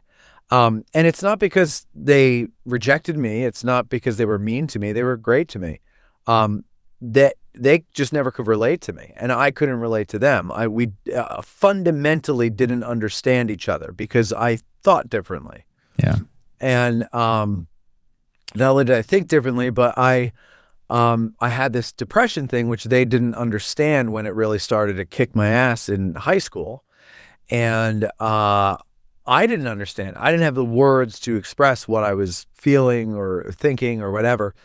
But it would come out, it would show itself in ways that were often adversarial to my family and not like them. And it's not like I was a rebel, I guess, but in a very, very benign way. In many ways, I did understand my family and see eye to eye with them on the a lot of the things that actually just matter about having a normal everyday life. But then it's like these other things where I don't really see with it. And so when she said that, I'm like, I know exactly what you're talking about. Yeah. Like if you're representing the family, it's the black sheep of the family is really what it is, right?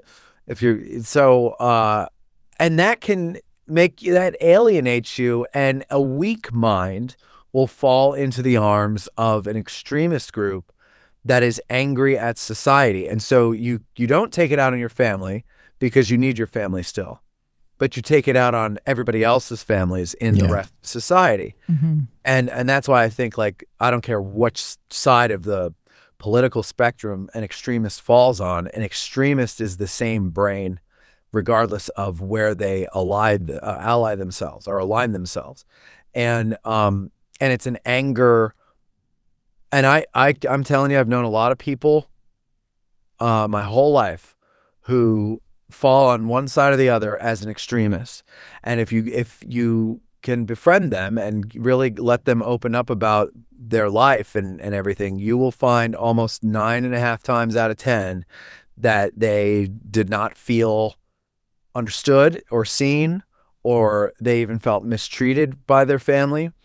And it's the same mindset. It's the same mind that does that. And so I thought that was interesting because, like, but yeah, I don't know. It's the same experience, but, like, I think some people have a stronger mind than others, and they don't go and join a cult. Yeah. You know, but some of these people do, and Virgilia is one of them, just like Christian is one of them. And that's what I loved about Constance's character is she's showing that kind of polar opposite of, like, no matter what happens, you will always be family, right? And so she's really showing that. And so again, I kind of appreciated that because you're doing that right in a story. You kind of sometimes you show a character the best when you show contrast. Yeah. And that's that stark contrast there is, like Constance says, no matter what, no matter how many times, you're always going to be welcome back in this house. You will always be family. And then, Virgilia's just kind of raving about, this has to happen and they've got to burn and bathe in blood and all this stuff and change. And she's also showing emotion about her husband being killed, about Grady. She brings him up. And so kind of showing this whole range. Right. And then all of this leads into the train station with Orry and George basically saying, You'll always be family. You're always going to be family. And they're kind of saying what they think may be their final goodbye to each other at this train station. And I thought it was kind of neat how they stopped the train, right? We commented that on a couple episodes ago. They stopped the train just by kind of raising the flag or turning the light on or whatever it was. Right. And the soldier says, "Why did you guys stop this train?" He's like, "Well, I'm George Hazard of Hazard Iron. I built those cannons, and this gentleman here is on a special mission, right?" So he lies to get Orry onto the train so he can get out of town. This is a very moving scene, but I have some questions. Yeah. Would a military train stop at a non-scheduled stop because somebody raised the flag? No. It's probably not. Now, during that time, you think about it, it's like the first day of the war. If it's a passenger train that happens to be loaded with military weapons, maybe. If it's a military train, different. But if it's a passenger train that they happen to load military weapons on. The one thing I will say that is semi-believable about that, and I've seen this in the military, is when you're shifting modes, you tend to kind of have your old habits from the previous mode. And you're going from peacetime to kind of wartime. You're like, oh, you know what? We always stop. We should stop. Give it another year, they won't stop. Okay, that's fair. I agree. It takes a while for us to wake up that things have changed. Okay, so that was my first question. My second question is, George is lying basically to get him home. This military guy to get an enemy home. Yeah. So I don't know. Would they take? I don't know. But like what you're saying is, if it is a passenger train that has some military assets on it, and being that it's very early and it's not, I mean, it is war, I guess. But maybe they would let it go. I don't know. I agree with that. I could see that. But then as he's about to get on the train, he takes that makeshift ribbon that the South Carolina lady gave Orry Yeah. off of him and gives him the actual He cockade. says, might as well wear the real one. Yeah. Yeah. Yeah, as well have the real one here as protection for her Orry. And then big hug. Yeah. I think the music comes on the loudest it's ever been. It drowns out they cranked it up to 11. Yep. And it gives you a chill. I guess if you're a little weaker, you might cry, but you get a little chill from that. I did. And you see the train. It's just a long pan of watching the train go. And they stay on that shot for a long time. That when he goes off into the darkness, into the woods, and no, it's a beautiful ending. It's really, if you're going with the schlockiness and you can, get rid of the way it makes you want to vomit. It is a beautiful ending. It is certainly melodrama, and it's life at a poetic level. But you can't tell me that two real people in that situation wouldn't feel that hug and wouldn't give that hug 100%. And wouldn't want to protect it and wouldn't in their mind probably be playing some kind of swelling orchestral music. Yeah. Right? Yeah. I mean, for me, it's usually like Inagata Davida or something, but like it might be something pretty for somebody else. And I think you would stand there for a while. I think you would watch the train go because I think you would wonder, when am I going to see them again? Right? And your entire relationship with that person would flash before your eyes. Yeah. Mm-hmm. And you want to remember that moment because it could end up being the other end, the sealed off end of the time capsule that is your time with that person. Yeah. And you're going into, the train is going off into not only the darkness, but it's being swallowed up by the woods. Yeah. And he's going off into uncertainty. We can't see where that train is going. Mm-hmm. And so like symbolically for George, my best friend is going off and I'm staying here, but both of us are heading into the darkness of uncertainty that war brings. Yeah. That fog of war. And it's sad. It's a sad thing. It's tragic. Yeah. And they're both war veterans. So it's not like they don't know what's about to happen here. Right? Right. Yeah. No, it was a beautiful way to end what's they call book one, right? Which is the kind of we call it season one, but they called it book one. So it's a beautiful way to end it. Now, for us here on Talk with History, we're not going to yet go into the actual Civil War. I'm probably going to keep watching it because like I said, as someone fresh to this series, I've really, really enjoyed it. I've been surprised at how good it is, how accurate it is, and how much the character development and the color that they show across all the characters. It's just been absolutely amazing. I love the lead up to the war, right? Because most people don't do the lead up. Yeah. We go right into it, right? It's very short. Very short. And this is great. This is great lead up for why this was such a brother versus brother war, why this tore America apart, right?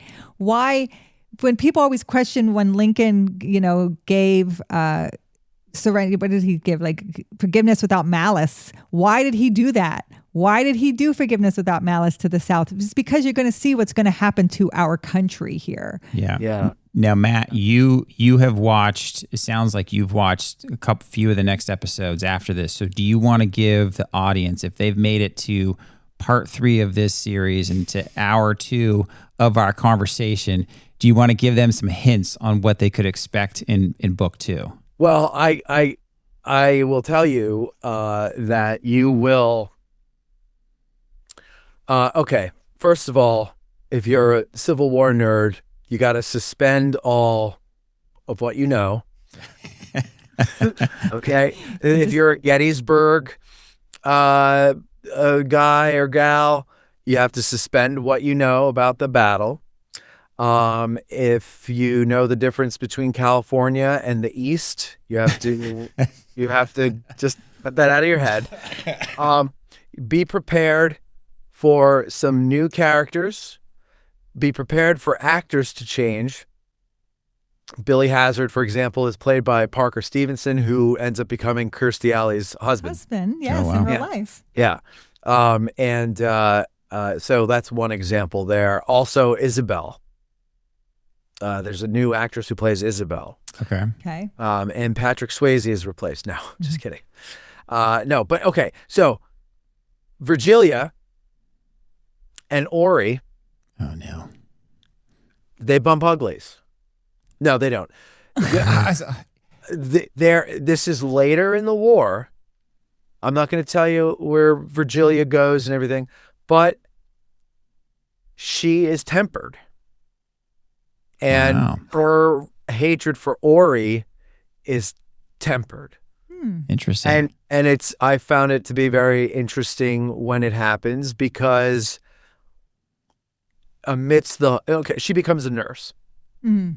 And it's the horror of what she sees as a nurse. Yeah. Both sides. Yeah, because you're going to fix both sides. Yeah. When she sees Orry, it's a connection to the Yeah. war life. That as bad as she might have thought everything was at that time, my God, has it gotten worse? Yeah. And so now that's not like they become best friends, but you can see a change in the way she treats him and a change in her in general. Oh, interesting. Virgilia, as much as I can't stand her now, I don't mind her so much by the end of this. Okay. War will do that. Okay. Apparently. But it's not Patrick Swayze, right? He's not in the second season. No, he's not in the third. Oh, so he's in the second. Okay. Yeah, he's in the second. The third was done in the 90s, and I couldn't get 15 minutes into the first episode. No. Okay.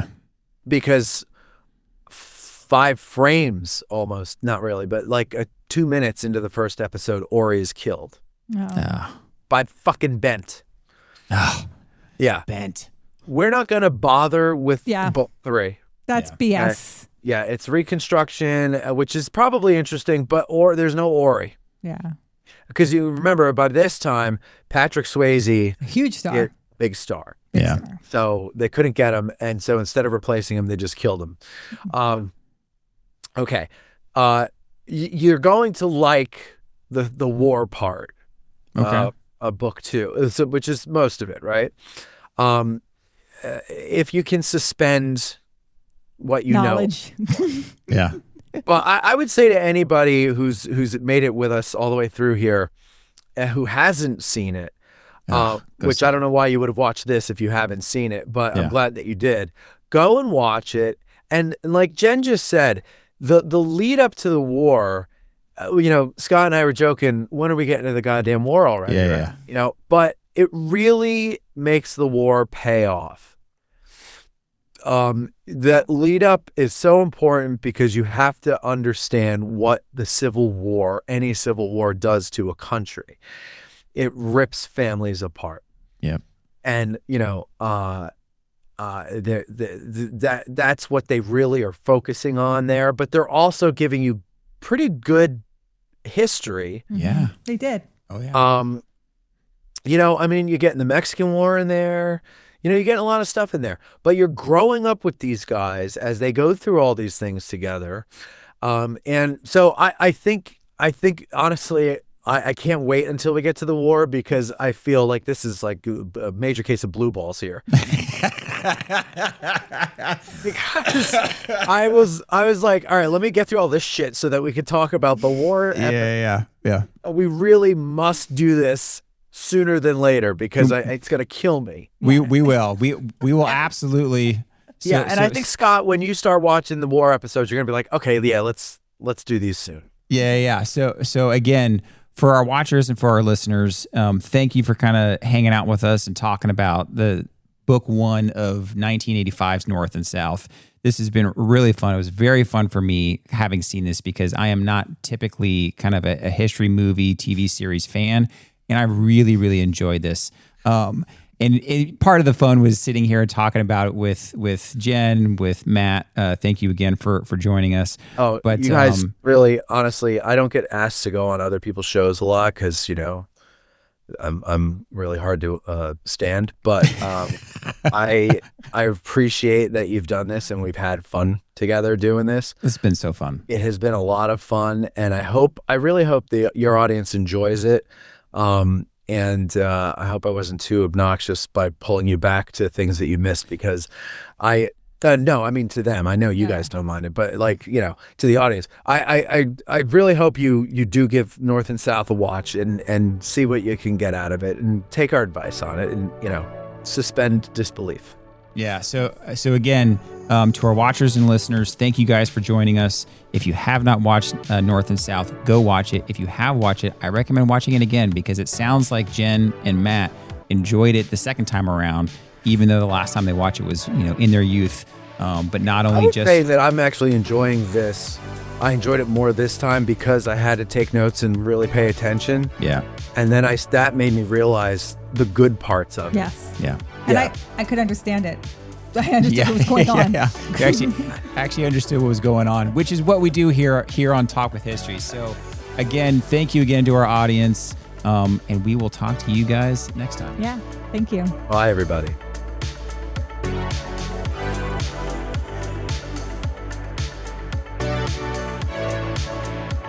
This has been a Walk with History production. Talk with History is created and hosted by me, Scott Benny. Episode researched by Jennifer Benny. Check out the show notes for links and references mentioned in this episode. Talk with History is supported by our community at thehistoryroadtrip.com. Our eternal thanks go out to our lifetime members to help keep us going. Thank you to Doug Liberty, Larry Myers, Patrick Benny, Gail Cooper, Christy Coates, Calvin Gifford, Courtney Sanini, Gene Miller, Larry Mitchell, Tommy Anderson, Susan Sulis, Bruce Lynch, Dino Garner, Mark Barrett, Don Kennedy, and John Simpson. Make sure you hit that follow button in that podcast player, and we'll talk to you next time.